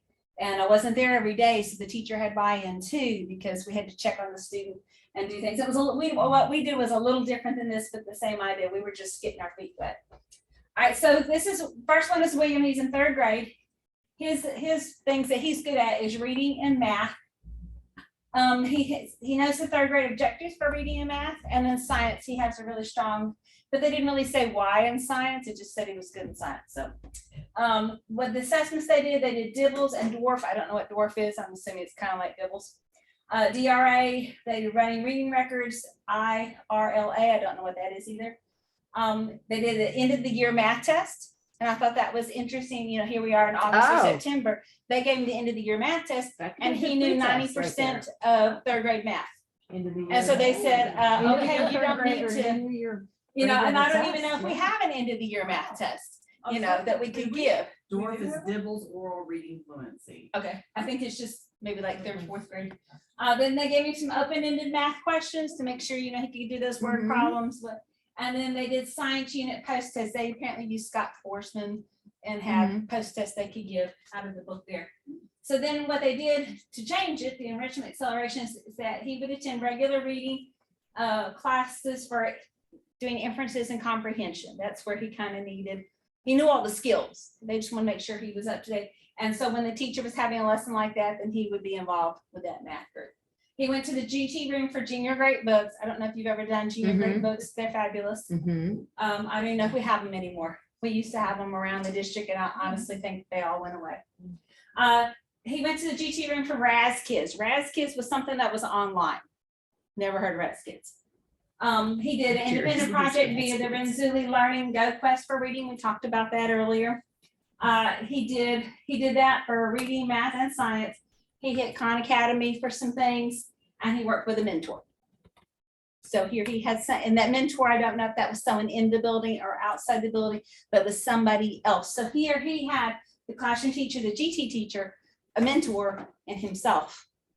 And, you know, I don't know, maybe parent support, but anyway, so that's what they did for William. Matt was also a third grader. These are all at different schools and everything. He was really good at spelling, math, and he said behavioral strengths. I thought that was really odd. And I was like, okay. Did they need like leadership qualities? Kind of. Or was he throwing tables? No.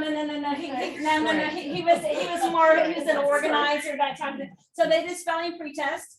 They did math pretest, and they did a district periodic math assessment. I kind of think years ago we used to have district math tests. No more done. All right, so the teacher would get, okay, so here's for his spelling. This is his spelling thing.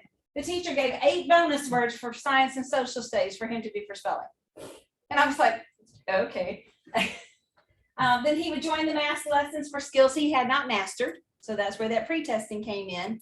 And the way I did it, the school I was teaching, that's what we did. The kid would come in and out of math lessons. Some days he was doing his own little math over here. Other days he participated because he didn't know how to divide by 10, maybe, whatever. He did the envision and enrichment, which I really, Lauren brought me 2 boxes of stuff. And I looked at it and said, oh, I don't have time to look at this. That's interesting. So it's on my shelf and didn't drag it home this summer. Thought about it. But, you know, if I drag it home, it's gonna sit in the corner all summer. I know. So that's gonna be my thing this fall, to get back into say, okay, how can I use this? Is, you know, what is this that I can do? Khan Academy, almost everybody, almost all of these have been bringing Khan Academy.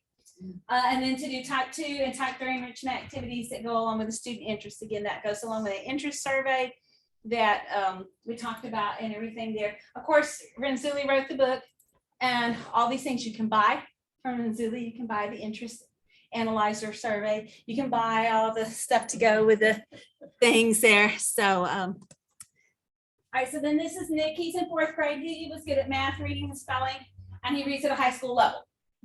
So it's a slight problem for them there. He took the end of the year 4th grade district benchmark in math in August. So again, these kids are taking end of the year test, which I don't even know if we have end of the year test. He pre-tested on every math unit then also to see where his gaps were. He did accelerator reader program, and it says an observation of group discussions. I didn't really see how that was going to be enriching or accelerating for him, but that's where they also saw from him. And then he did spelling pretest each week. So then he did, his interest was a type 3 project that culminated in a presentation for a student. They had a student conference that they had already set that every spring students would bring who were doing extra projects and doing things like that, would have a student conference to come and present to other students. So that's what his project was. And then that was his goal to present at this conference in the spring. So that's Kim, we talked about, how long that his was like for months and months here. A parent volunteer helped him. I believe this was a school that did not have a GT teacher. He was ability group for reading. Now remember, he's at a high school level. So they've pushed, again, they did that. They grouped those kids that were all high readers and stuck them together. And so that's where they were trying to go there.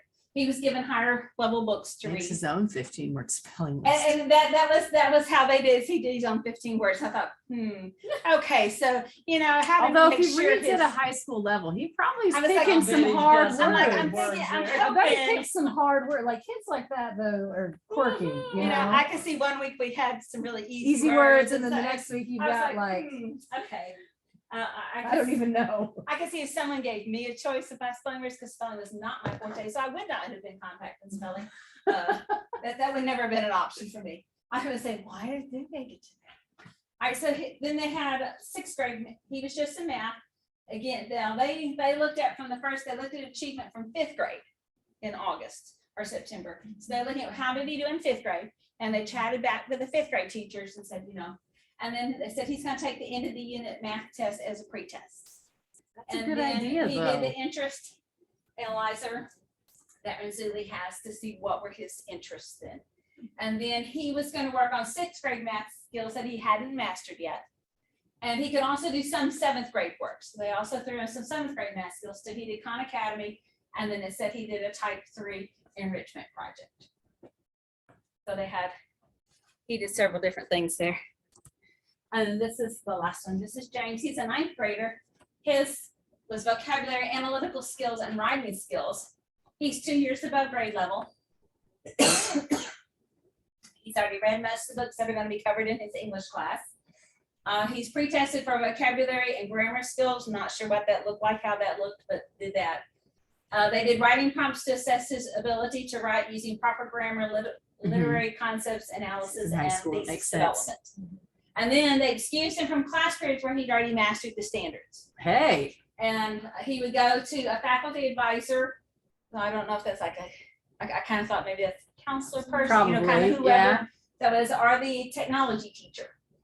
And he would work on an enrichment project. And his enrichment project was he was doing some stuff with coding and robotics. And so it's a technology person, that made sense for him to go work with that person. And he worked on many different independent projects. So again, it's kind of dependent on how things were going. And then he was also in charge of the debate club. So he would plan their meetings and do that sort of stuff. So that was different for ninth grade in that way.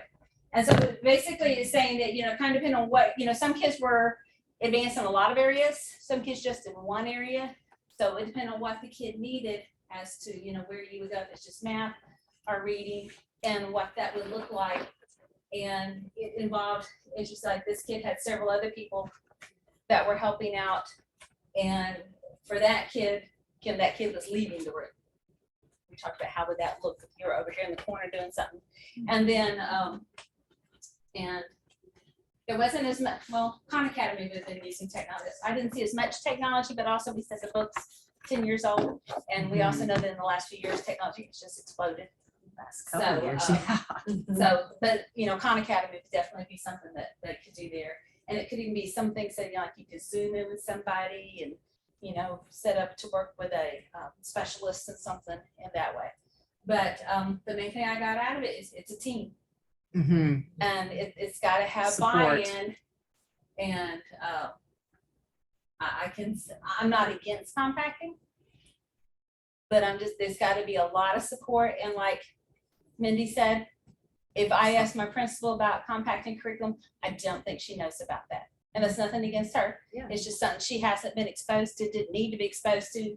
And so it would need to be, there to get that buy-in. Almost like you need to do a principal professional development and then have them buy into it. Book study. It's like your turn. And to kind of to see what it was in that way, because like my school, I mentioned earlier that we've mainly focused on the lower kids, trying to bring those up. Someone in April said, ooh, we should do intervention groups before ACT aspire testing. We have 3 weeks. And I'm thinking, and they admitted we should have started this sooner, but maybe 3 weeks was better than nothing.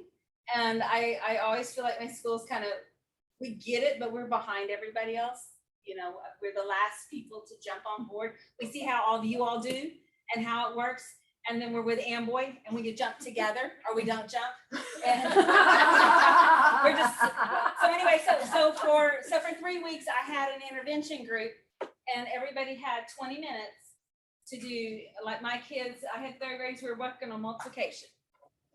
And I had another group, because I had time, I had another group that I worked with on division. Because I had time, I had them for 30 minutes. And they were only one of them was my child. And I told them, I said, because someone's like, well, do you mind if we put the Quest kids in the group? I was like, if they need to be in the group, because they had the idea we're gonna work on the bubble kids that were higher, that just needed a little oomph to maybe get them over that next line instead of working on the really low kids. And so I think 5 of my kids got to participate in groups. I'm like, if my kids need to be there, put them there, because they're not gifted at everything. They have holes. And so I think it's just going to be a big buy-in on everybody. I don't think I can go back in August and say, hey, guess what we're doing? We are Start next week. contacting. And they're all going to say, and we have 5 or 6 new teachers coming into the building. And I already know that at least 3 of them are brand new teachers. So they're going to be overwhelmed by everything else. They might have heard of curriculum compacting. Wouldn't it be nice? And, but otherwise, I see this is going to be a process that we're going to have to train people and buy in and to do in that way. I also thought it was very interesting. I thought, well, it would kind of change my schedule some if I had a kid who could just randomly rotate to my room to come work, because sometimes, like Elena's and other people, you're not in your building all the time. So it was like, oh, sorry, you can't come on Wednesday because I'm not here. And other times, like, well, I'm teaching enrichment in the so-and-so's class. You can't come, or you gotta go find me and sit in a little big chair in the back of the room. I had a child who did that. And I was his reward. If he'd have a good day, he came and sat with me for 30 minutes and did whatever. So, but anyway, that's my skill. Okay. All right.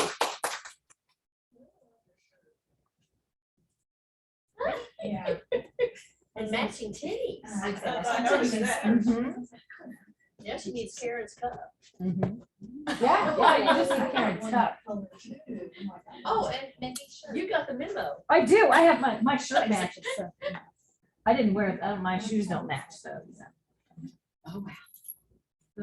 This chapter is different. This chapter is different. I like that you made the letters different. Don't pick up on that. Good. That's what it says right off the bat. This chapter is different. So I wanted to make sure y'all knew this, even though I've been hearing some of the same things leading up to this. But it does build on the concepts and processes explained in previous chapters, yet focuses on the importance of gathering and reviewing evidence that will support or refute a decision to provide compacting to a specific student or group. And this is definitely what we are. Thank you. I didn't realize I put in motion. I don't think you did. I think it was just in there, and so already there. Okay. So this is some things that we are very familiar with. In order to, the assessments are organized into 3 groups: summative, interim, and formative. And the summative, like we know, is typically given at the end of a marking period. And it can be used to make judgments about grades or learned mastery of concepts and skills, and which we're used to the ACT Aspire. And I haven't really thought about this before until reading this chapter, that, the information we're going to get from the ACT, the end of a child's school year, I can look at that in August to determine more about them. And yes, I look at that, but I haven't really thought forward, especially for compacting. That's kind of new thinking for me, but I hope to look at that a little bit deeper. In the interim, we are very familiar with given 3 to 4 times a year, the NWEA. Do y'all like the NWEA? I personally do. I think I like all the information it provides, and it's pretty impressive to me. So I hope that's a good thing. I hope our district likes this. If y'all, I like it better than the ACT Aspire. I wish they'd just do away with the ACT Aspire and just give the NWA. well, I thought we were told this was the last year for it. But there'll be another test. Right. But you gotta remember, for the last so many years, Arkansas has only been Arkansas has been the only state that's given the ACT Aspire. And so, So why are we clinging to it? I don't know. Because we're Arkansas. But they, you know, Hey, so the reason we do these tests is that's how our districts get federal funding. That's how our states get federal funding, is by doing these tests. I guess you're just like, why the ACT is fine. Well, they were a part of a consortium and then they. ACT Aspire does not, or at least what we can access, it doesn't break down everything like NWEA does. Like, I've got some kids who are testing off the charts on NWEA because they're really, really strong in certain areas, and in others, it's like, oh, okay. Well, yeah, I mean, it definitely tells you where, as long as the kid is trying, you know, you can get really good information from that. I mean, really good information from the NWEA. And I don't think that teachers utilize the data from the NWEA as much. They're using more of, like, I don't know, those little tests that they give all the time. And so, yeah, but I mean, like, do they do as much with the math progress monitoring as they do with literacy progress monitoring? I don't see it. I don't know. They look at the data, but I don't think they're having enough time to do anything with it. They're really looking at it, they just, PLCs, from what I've heard, they just look at the data, but they don't have any. They don't say, here's what we're going to do based on the data, right? Well, and supposedly, like from actual NWEA PDs, they recommend grouping. They recommend from like, for your school, from roughly this RIC score to this RIC score should ideally be in this class because their studies have shown that those kids, since they're closer in ability, they will naturally move up because you're not playing whack-a-mole. We're trying to differentiate between a wide range. That's of what I kids. wish I said that to a principal one year. I said, I wish you'd take the names all off of it. Just look at RIT scores, take the top half, put them in a class, put the other half in the other class, and then just move on, you know?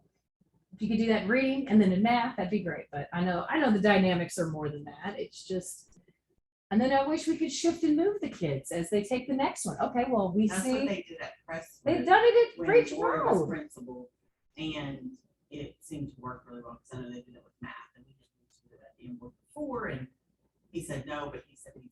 Yeah. Like, spread the love. But Spread the love of the smart kids But around. Jill did mention it. We talked about, they could go during that winter time. He goes, I'd be open to maybe seeing if they could move. I'm like, we're opposed to this, right? Okay, so we got distracted because Kim said the word interim. NWEA. We're gonna have some letters. Back to One more to go Kim. on this slide. The informative assessments are also used. And I failed to read my large letters up here. This does address the column 2, the prove it column. My chapter addresses that. So the formative, from Kahoot to exit ticket, teacher design question. And I know some of my teachers definitely do some of that. So I think it's good stuff to consider. Next slide. Okay. No, the next slide. Yeah, thanks. All right, assessments can be both evaluative and diagnostic. Evaluative helps the teacher decide who is a possible candidate for compacting and when deciding which content to eliminate from instruction. Also, it can be diagnostic when assessments are used to identify the essential learning needs of a student. Next, please.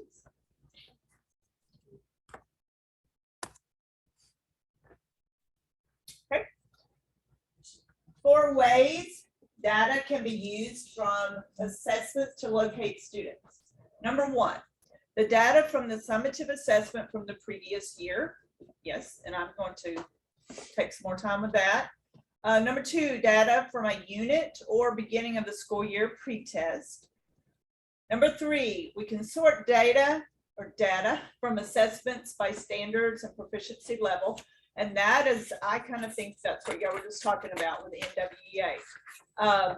Because it can be broken down into standards that they're doing, you know, identifying their standards and do we do anything with that? I am in a PLC for fourth, fifth, and I don't see that happening. I don't, you know, we don't really even address those standards, but you know, it's broken down for us, but is anyone really taking the time to address that? I think that's really interesting stuff to consider for the future. Number four, use pretest data to discover those standards not mastered by the student and who will receive compacting. So we will need to consider that as well. Next, please. Assessments generally fall into two categories: teacher created and vendor published. It's recommended to use more than one type of assessment when making compacting decisions, and that makes sense. Assessment findings are to be documented in column 2 of the compactor form, and there are good examples in our book in chapter 6. Oh, Heather's trying to get in. I think I said it automatic, so she should be able to join. But Heather, you with us? Oh, yeah, she's in. She's Oh. there. She's there. Hey, Heather, I'm glad you made it back with your flight there. Oh yeah, I made it back. Yay, Heather. We're on the assessment chapter. We skipped you, but we'll go back to you in a minute. Okay. I'm sorry, next. Okay. Oops, I think I gotta click in the slide. Okay, my last slide has to do, it's kind of points of interest for me. And I have a few of them here. If a teacher wants to offer compacting, it is best to make the whole class aware of the compacting process at the beginning of the school year. Knowing this information, some students may rise to the occasion if they know the reward is getting to study something of interest to them. Okay. And so that has already been mentioned about the whole class. I honestly, I've never thought about that. I wondered if this would open up a can of worms if a teacher really did this. I'm thinking about my Boone Park, generally speaking about Boone Park, that I could see it going south if we opened it up to the whole class. When really, realistically, maybe only one child will be compacted, maybe. So, but in some of your schools, y'all, this would be a great idea. I think because some of our ones that take the back seat, they're very intelligent, but they take a back seat to learning. You might see some interesting things come from that. Number 2.2, requests for more challenging work. And that does happen at Boone Park. I will have, on occasion, a teacher will say to me, well, parent has requested for their child to have more challenging work. I offer my services. I would be glad to help with that, but nobody takes me up on my offer. And I'm going to look into this more. I'm going to try to be more proactive in that. If when I hear it and I need to really look at that child and I think I'll probably just kind of leave it in the teacher's court. If she needs me, I do offer my services, or that I will be glad to help, but I don't go back to them and follow up. I don't follow up on that. So I really hope I will take it more seriously, and I will follow up on some of those parents that really want more for their child, and I could provide that. Student responsibilities are explained before compacting for enrichment or acceleration services begin. I thought this was really good, that there's a sit-down meeting with, maybe GT and teacher and maybe even parent, but the student is very aware of all what he needs or she needs to meet. And that it's explained and the student is going to embrace this, that, yes, I will. And maybe a student contract, I don't know if that's been mentioned before, if it's something they'll sign off on, yes, I will check all the boxes and I will finish this project. But I thought that was important to point out that definitely the student needs buy-in, and because this is pretty deep. I mean, some of our students are capable of really incredible things, and if we follow the book on this is a lot of work to bring a child into compacting, and so they really need to be on board and get their buy-in for sure before we go forward with the compacting. Then assessment should include a student interest survey, which has been mentioned, and a student teacher conference. Definitely, I like the student interest survey. I would like to look at that myself for my students. I haven't given an interest survey in a long time, so I think that would be good for me. And then, but bottom line, the assessments give teachers the evidence they need to make logical and data-driven based decisions. Really, that's the bottom line of this chapter is, we have to Assessment drives use instruction. The assessments are key, and they are documented in column 2 to prove it. You need to document why we're compacting by using those assessment scores. I like the form that they put in, like the form, Name it, prove it. like name it, prove it, change it. right. Yeah, I think it's like their IEP, Thank you. But it's for a whole group, because you could have. Oh, yeah. Like Oh, the yeah. case studies on this list. So we'll go back to Heather's. Heather, case what's, study. good job, Kim. Hey, what page Right. was that, like their IEP on? I think I'm on it, right? You had fifth grade was yours, Yes. right, Heather? Okay, Yes. okay, we're there. Can you see it? Yep. Okay. Okay. Ask a separate question. What page is the IEP part on? Or is that a me question? The name it or the survey? Because the name it, change it, or name it, prove it, change it is in chapter 2. And it doesn't actually show like the entire. Okay, One on 159 for Nick. Yeah. Hold on. 159. Okay, I'm sorry, I didn't mean to interrupt. 153, there's several. Okay. Chapters. Okay, got it. Thank you. So we'll jump into Heather's case studies. Okay. I'm trying to remember what all I had on here. So I'm just browsing through it. It's been a while since I typed this out, and even longer since I opened up my laptop. So just a second. Okay. And I was up at 3 o'clock this morning, so just a little tired. Okay, so in the compacting case studies, these are when they actually kids in the classrooms, they used the curriculum compacting, and so they just gave some case studies and examples that worked well, and it's different for each student in each grade. So I used this as I used the assessment that they did, the individual, that IEP guide. I just put each kid in it. And so the curriculum area assessment, enrichment, acceleration plans. So for this first student, his name is Knight. He's a 5th grader. And his area that he excelled at was math, especially place value, decimals. He completed the end of the unit exam with a 95%.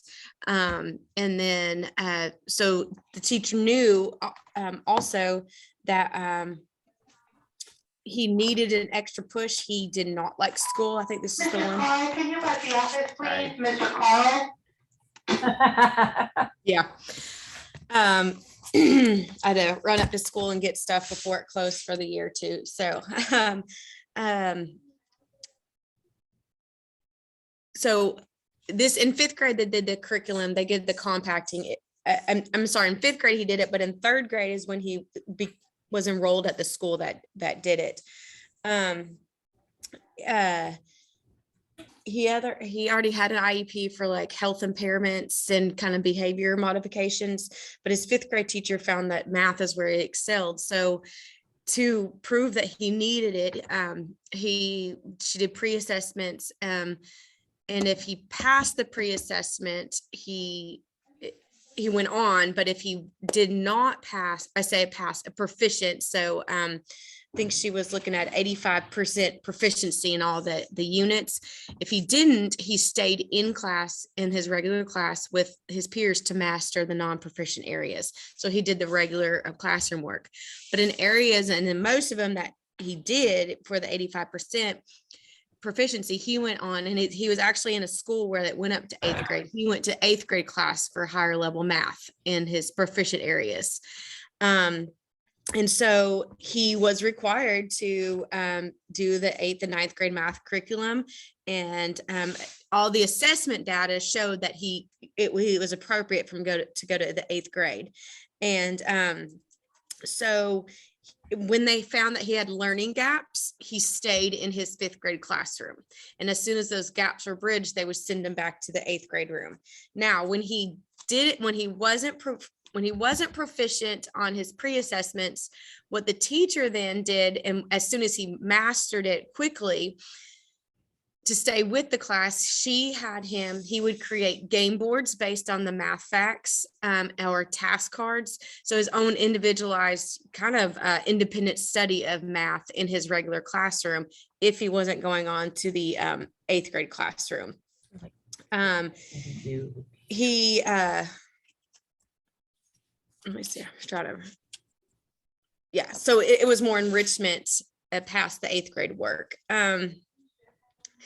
So then the next one was Kelly, who's a 7th grader, but the skills were very strong in reading, vocabulary, and grammar. So what they did, the teacher did pre-post and interview with teacher and the pre-test of math materials. That was her assessment. Now I read this, she didn't attend English language arts intervention. That sounded more like their idea of intervention was kind of well, it was when areas she needed help in, so she missed those, which was required, more like a study hall, the way I read it.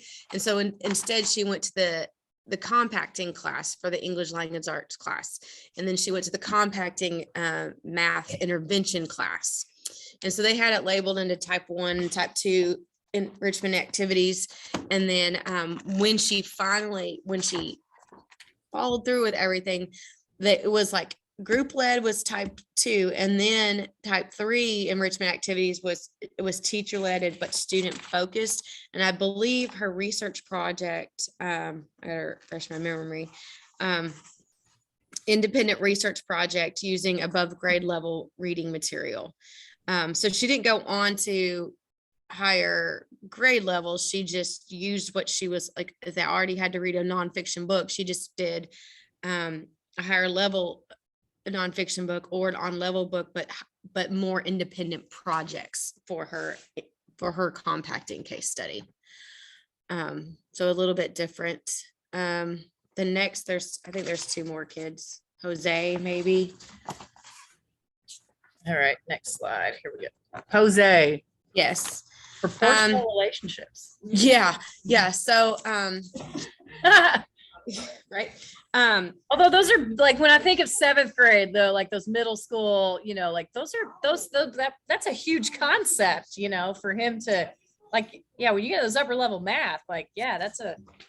Yeah. Well, and he is super creative too and loves like video gaming systems. So oh, wow. What they did, so their assessment that they used back when they had Park and the 3 years of math scores, they knew he didn't need this 7th grade math. Like it wouldn't do him any benefits. So, but the school didn't allow curriculum acceleration. So he couldn't go on to 8th grade. math or go on to geometry or algebra. He had to stay in a 7th grade math class. So what the teacher did was then worked with the school's audiovisual director. And so Jose used his stats and his number relationships. So he created a weekly series on baseball stats and predictions once baseball season started with the Major League Baseball. So he did all sorts of the statistics who might make it to the playoffs, and just created his own weekly series that he made up with the audiovisual director. And then they also in class, they took away like the practice time. So the reviewing and the practice, the skills, that's when he left. Or once he had started his independent project with the audiovisual director, he worked on that in class instead of doing the practice that he already knew. He said he did like predictions on which players would likely be invited to the Major League All-Star game, like some of those sort of math stats that he had already gained, but he just applied it to a different subject area. So that was one. The next one is Kyron, a 5th grader. And number series, computation, geometry, and also literacy. Kyron was just like, Kyron just probably needed to go straight to college, actually. So that might have been this kid, but really, first, Sid, hold on. I like you got to learn how to code. I mean, I think that's a really huge enrichment area that we could get the elementary kids involved in. Oh yeah. Yeah, definitely. I've lost Kyron in the book. So they did pre-test, the 6-week test, practice unit, bi-weekly skill test. So what they did for Kyron is, when they proved proficient in those areas, scoring above in the pre-test and the skills test, they allowed them to do learning to code in class. He was exempt from direct instruction and practice of skills already mastered. And it ended with an independent project where he writes his own dystopian story after independent study. He loved dystopia books. And so through a series of that's where his literacy compacting came in, was writing his own story. So after reading a series of those books and kind of doing like a mini, I wouldn't say like book report, but something that it was engaging and enrichment for this kid. It was actually, I lost my train of thought because I was going to say something about reading all these case studies and the compacting curriculum.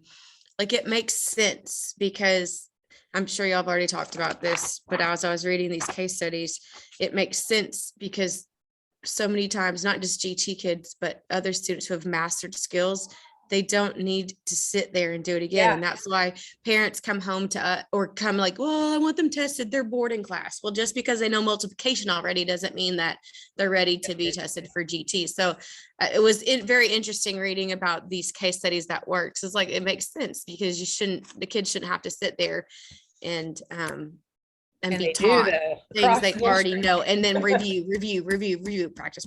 It's drill and kill is what they're doing to the kids. It's frustrating. Just move on, or here, you 6 work on your independent project over here, check in, here's your timeline, this is what you need to do. Which is why, like Little Rock, we got all the Envision stuff and met with that lady. That was part of our kind of when we were compacting curriculum, looking at that was a big tool we used in classrooms. So I think that was the 4 I had. Was there another one? No, then we're getting into K's. Okay. And I think then we're going into Nancy's slides next, right? Okay. Good job, Heather. Thanks. we're happy you could make it today. After we got your text yesterday, we're like, oh my goodness, she's not gonna make it, you know. No, I tried. I was like, we were in Vancouver yesterday, Denver last night, Houston this morning. We just went all over. Especially with the weather was crazy here this morning, Heather. And we thought missed for it all. sure Like we flew. we're not right gonna in. make it. Mhm. We did. Yeah. Mhm. Oh, it looks like yours is gonna be like Yeah, build girl. up on mine. So.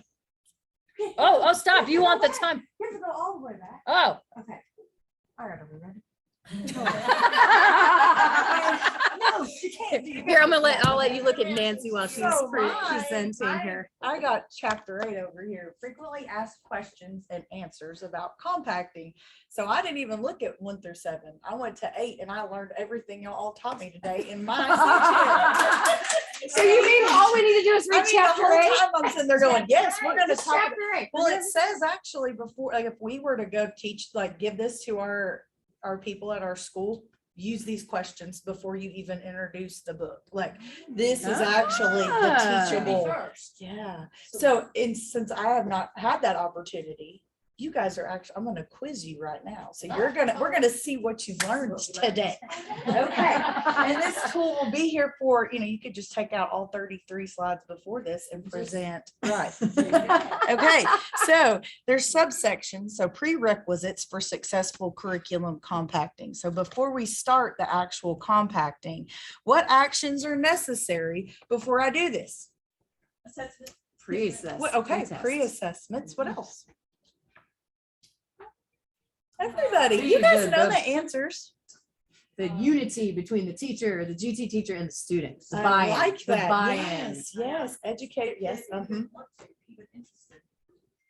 Yes. Not all kids are good candidates. Some, you gotta figure out which the team needs to identify which kids are good. You're off to a really good start. So let me show you like the top 4 things. So educators should have a clear understanding. And I wrote down like training, PD training for the teachers, PLCs like Tina's been talking about with our MCLs. I know some of ours are leaving this year, but just like you said, have the buy-in from everybody. Identifying who are likely candidates, and we do that through. Right, that word just keeps coming up. And appropriate assessments, enrichment, and acceleration. Okay. How can I compact curriculum if my administrator doesn't know about it or agree with it? We've been talking about this all day too. Everything It's really difficult because it has to be a total culture buy-in. Yeah. Yes, it does. You Okay. could try. I don't know how successful you're Correct. going to be. It's extremely important, isn't it? They don't even know what it is though, so. That's when it's adopted by a board of education or our community, then what's going to happen? It's going to be Policy. input, right? It's implemented heavily. We all know what's expected of us, right, Elena?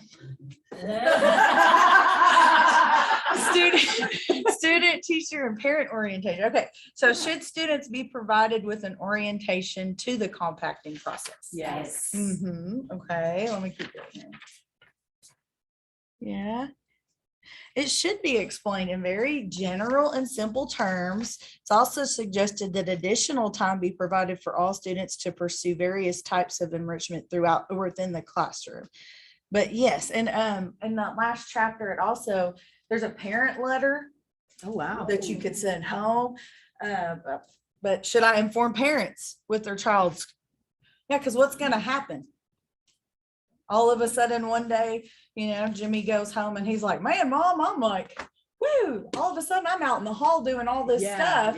And she's like, well, where's your homework? I don't have any homework because what's going to happen with parent communication?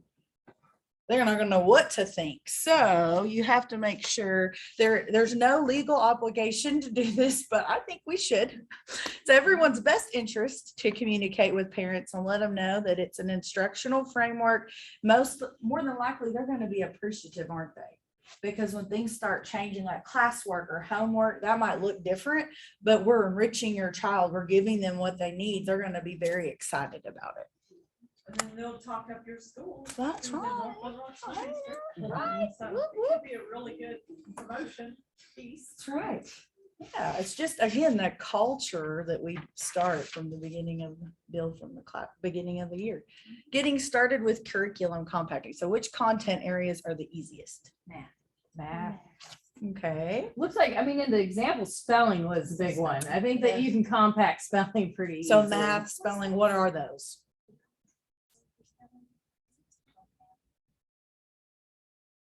I don't know.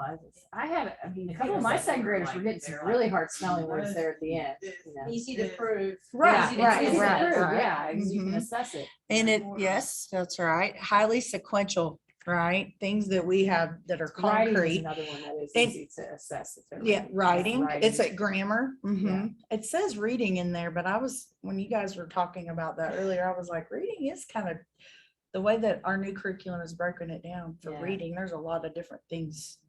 I don't know if that would be the easiest to I start think in with. K2 though, like that, like differentiating reading would be Maybe. easier because of the Yeah, I the do think Haggerty, older, like, yeah, maybe. I'm with you. Some of them, they're like, oh, the repetition is so good for them. Right. Because I'm like our reading. You are our right reading about that. specialist, Yeah, if they're but ready I to move on, promise you're they're gonna- right. They're yeah. gonna disagree with us and say, no, that they could be in there for that repetition. They need it, you know? No. And it says once it's started, the process should take no more time than the usual planning. And that's one thing, again, that buy-in and just letting them know, once we get it going, you're not gonna have extra on It's your not plate. extra, yeah. You know, it's actually going to Make your job life easier. easier. Yeah. So what is the recommended amount of time to spend on compacting? Mindy doesn't know. Anyone else want to take? a Anybody gander? else know? Karen? Are we breaking down in hours or days? You had like the activities. I didn't know if your chapter man covered the timing. Is it in excess of one? What is the recommended amount of time to spend on it? Is this like the Karen, planning good side or question. like, Is like this the kids timing? actually doing the work? Karen's, yeah, that question of, is it planning or is it? I'm the sorry. design? No, it's Okay. more of like The when kids you're working on it, when or- you're, yeah. In the classroom. Mhm. Oh. How often are your kids gonna be doing this? Every day. I would One think day there a might be week. time every day that they're working on it. Okay. They're gonna be depending on the kid too. Right. It's And I gonna guess, depend on the and I'm even standards or- thinking, we've talked about like, if you're doing something topic. deep, like a deep dive, is it gonna take us 9 weeks, right? So I think there's a lot to talk about. But average 2 to 3 days a week. But classroom teachers, that's where it's kind of contradictory. It's not gonna give you any more time, but this is kind of your responsibility. And so I don't know, and it says providing an appropriate and challenging alternative for students who have already mastered grade level standards, but the GT specialist will be more than willing to help locate appropriate resources. I think there's more than just us, just The media anybody. specialist, that's one thing that in mine, it was like, go to the media specialist, go here, go to the art teacher, ask them for enrichment ideas. And we all come together and provide. And them. using, and even if they don't feel comfortable doing that, like, oh, I can't teach math, well, maybe you could cover part of my classroom while the teacher goes and does something. Yeah. And so, anyway, I printed this because I'm old school. Y'all have it all cute on your little PowerPoint. This is teamwork for curriculum compacting, and it says responsibilities of the student, the parent, the You classroom have access to a teacher. copy machine after all school was out now. Just I did mine. I'm a dork. You're welcome, yeah. But anyway, I can pass this. I used the It's fancy grid thing on Google yeah. Slides. Y'all I was like, I fancy. felt fancy, But it's on page 200 and 201, Heather and Tina. But it's just a little reminder that everybody has responsibilities in this. I love how it doesn't just leave it on the classroom teacher, the parent, the student. Is this the new us. handbook the district sent Yes. out? No, Just kidding. but for us, we are involved in this, but also the administration has some responsibility, which I just think is I good. think it's interesting. It says down there, be part of students. IEP. I Did like you guys that. know that? Yeah, I noticed that, except we don't. do that. from the state of Arkansas. But it could, yeah, I guess I'm just. But if it became part of, if it became a policy that was Right. approved by the board. This could be a tool GT or too, When- right? when I But was- As I was leaving Kentucky, they were moving for, they didn't call it an IEP, Mhm. they called it an LEP for a learner. Learning expert. Yeah. And that's what they And were they going called to it for something GT. similar. Right. So that there was gonna be accountability. Right. Some say So it's I about like that. GT and IEP area, that was like on the practice test. Because some people put them in special. Did you have a Yeah. question? So Oh, no. as an I just saw her aside, flash up. the two compacting like documentation forms, the name Oh, it, prove it, okay. change it. Mhm. Those can constitute as official documentation. So regardless of if we get to the point of a proper IEP for either gifted or compacted students, this Right. is a good way What to. Heather and Kay cover. were showing us, right? I like that chart is, Mhm. it's just, And it Yeah. doesn't it's have like to be in your super face. Yeah. It's like, this is what they're good in. Here's the assessment that proves it. This is what we're gonna change. Right. Yeah, the only difference may be like if you're using a WEA or whatever the replacement is, then you would probably document those specific scores and then state why. Well, I mean, I've okay. had teachers that do wonder, well, these kids already know You guys these are so letters. smart. Why am I still having to do this with them? You know? you're grouping. And so I think admin sometimes is coming on the teachers and saying, you have to keep doing this. Right. Even though you have kids that have tested and they're showing, They're afraid But to yeah. get in trouble, like their I don't hands know slapped it, but for. teachers are like, but if this kid knows all their letters, why am I keep retesting them and trying to show that they know their letters when they've proved it? And so I think, I mean, I don't know if it's happening at your schools too, you guys, where the kids that already know these, they keep testing them. Not sure. Now, I will say, for me, it varies based on grade level, because Yeah. I've had like certain teachers who will come after me, like a dog after a bone, and they're like, okay, what else can I do with these kids? And sometimes it involves my kids, and sometimes it involves children that are not under my purview. So, Again, see, but I'm It's- not yeah, it's cutting like you y'all were off, but saying, it's everything that we not- have said all day, really, it's what are in these is compacting more challenging in a heterogeneous class? Yeah. Can I skip a page? Oh, yeah, sorry, I thought we were about to talk about, never mind, sorry, that's coming up. Yeah. All right, it is, and that's something we all wish we had that. Yeah, I was gonna access. say, I if they're mean, it's similar, not- more similar in levels, But like it's- it's like they. do in Sorry, middle I school, totally skipped a know. page, but I didn't mean to cut y'all off now, sorry. How do you Right. manage the rest of the students in the classroom? So It's we called that talked, beginning of the year, building the culture and those procedures. I mean, you have to have it at the beginning, management. how might it look? you might have, B group over here, they're working with you one-on-one on the lesson. And then kid 1, 2, 3, they're off in a corner, maybe having a Socratic circle. Cool. Because without internal judgments and external feedback, students will have a difficult time learning how to become independent learners who are respectful of other learners if they're in their classroom community. It all goes back to building that culture. It said should provide space in classroom for both small group and individual work when they're compacted and where they're, it's going to be like a well-oiled machine, I think, after you get it going. They know where to go and what to do. They should receive frequent initial feedback about their behaviors as well. Like, so they're not just you have to make sure and have them reflect and give feedback on what they're doing. When I did this, we also had a contract and it said, Yeah. here are the things that Expectations. that you're doing, like, if the teacher's teaching a lesson over here, you're not constantly Right. interrupting her and going over there so that she can do Right. her thing, then she will come to you.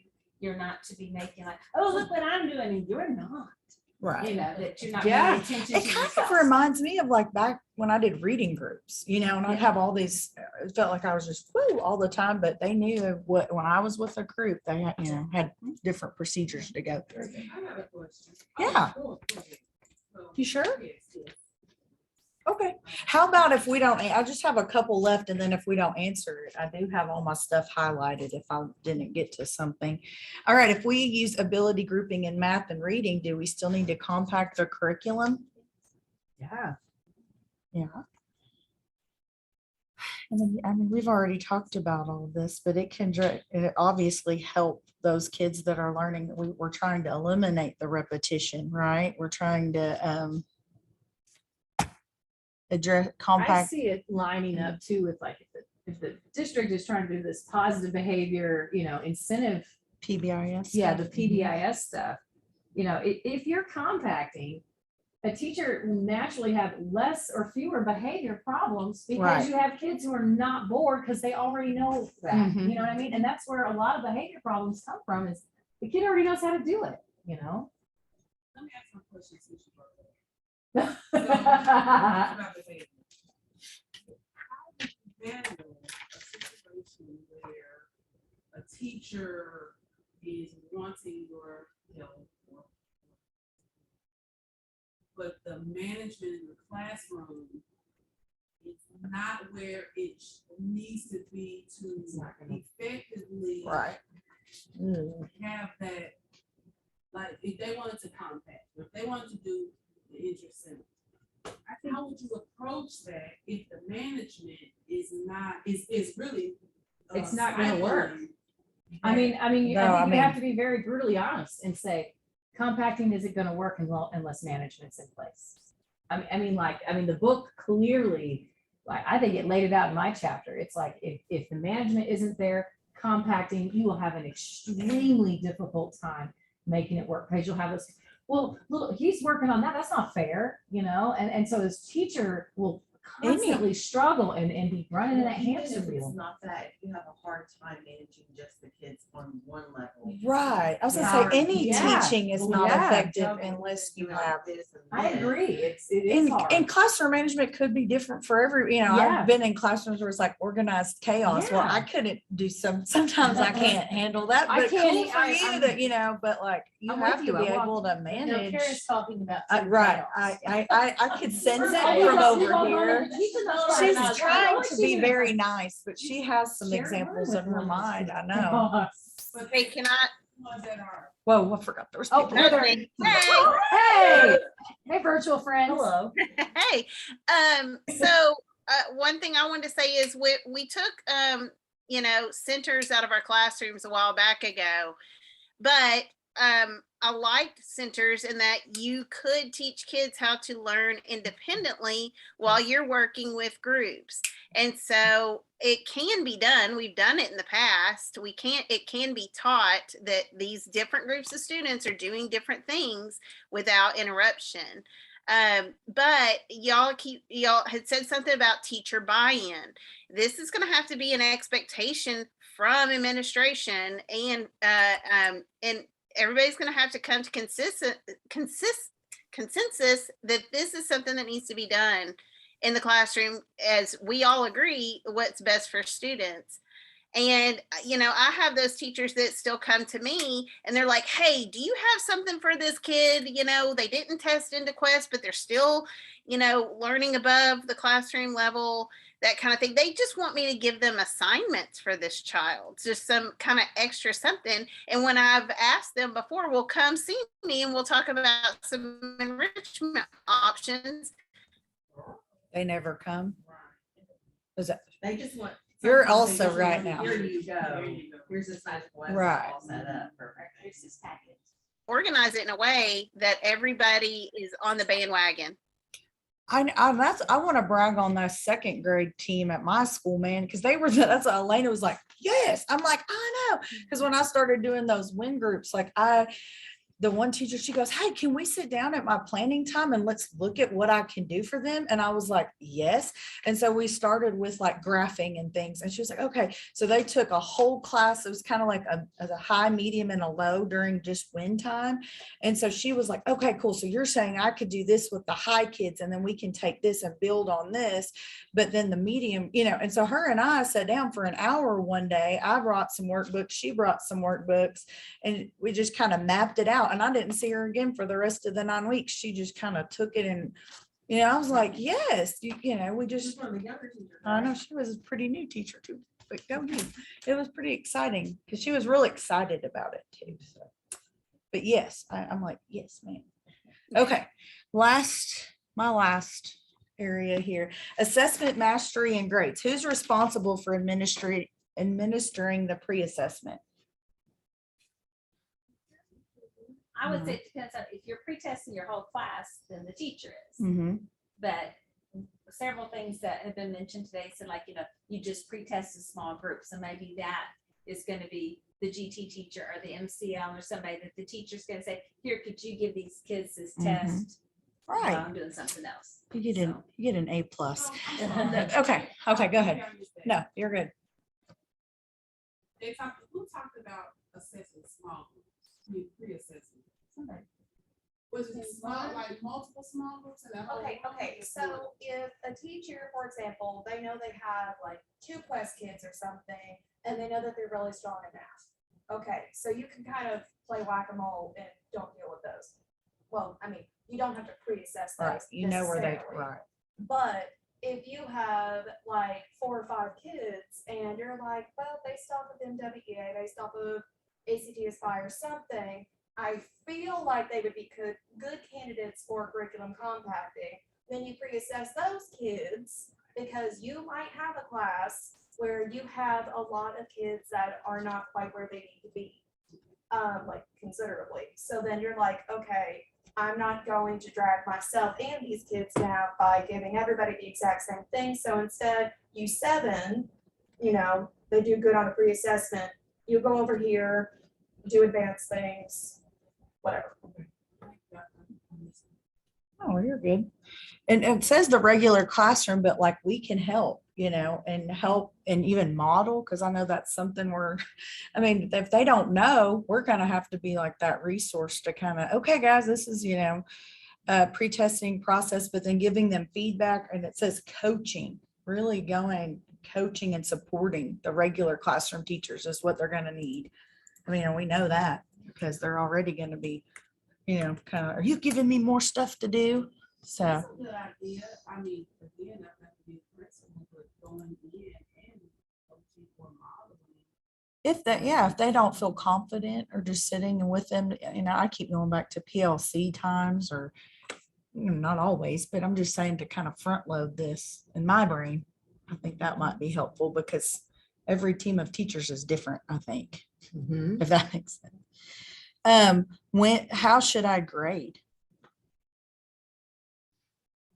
We talked about I this. think that's one that the teachers really get hung up on Mhm. is, well, my whole class is getting this grade. That kid doesn't have that grade. What do I do? I know when I taught middle school and I had to give grades to every kid, sometimes you just created that assignment for those kids. It is maybe a little extra work on the grading side of it, but. What about rubric? Fourth and fifth grade, because. Rubrics. Mhm. And what would be on the rubrics? Like, The checklist, like a checklist of parameters that you set for the assignment. right. Well, grades should You know, and- reflect mastery of grade level standards rather than the time spent in a subject or the nature of those replacement tasks. So those teachers that are trying to give you 40 problems because they need a grade, well, you don't necessarily, that's not gonna, don't waste your time because you think that's gonna give them a grade. Yeah. They wouldn't necessarily have to create a new Right. separate Okay. grade.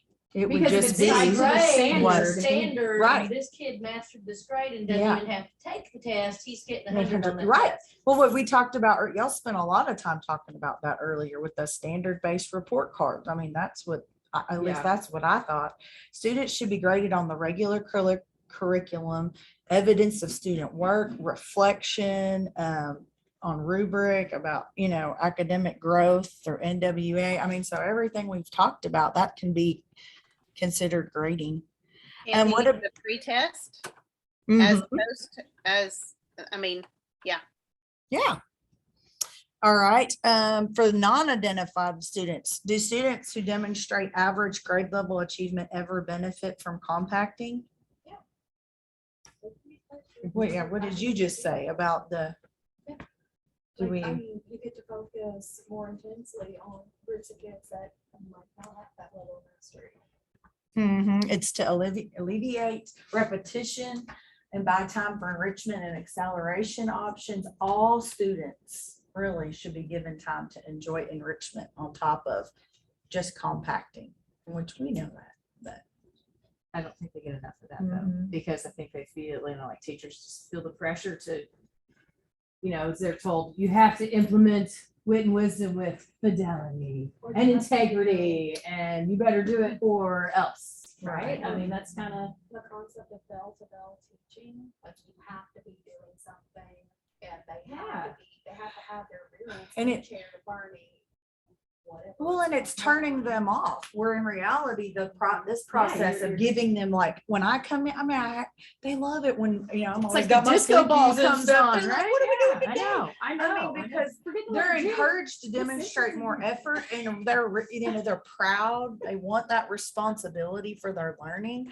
And so it's really important that all kids get that. So it's kind of one of those, I hope we can figure out a way to. Any other? This would help them. That's, I think I could go on for 4 more pages, but I tried to get I'm not kidding. All day I was like, yep, read about that. So chapter 8 is very helpful. If you haven't read it. Yeah, basically, it that's what it backwards? says. Okay. It says start with chapter 8 if you're Should've read the teaching end of the this book to, yeah. Although I liked your way you question us, like after we've had all the training, and Right. then we get the questions at the end. Can you answer these questions now that you've been trained? So this is your assessment. Yeah. Were you paying attention? Y'all all passed. Good job. Wait a minute. All I right. think it's like the reality we live, like year after year, it's just like constantly.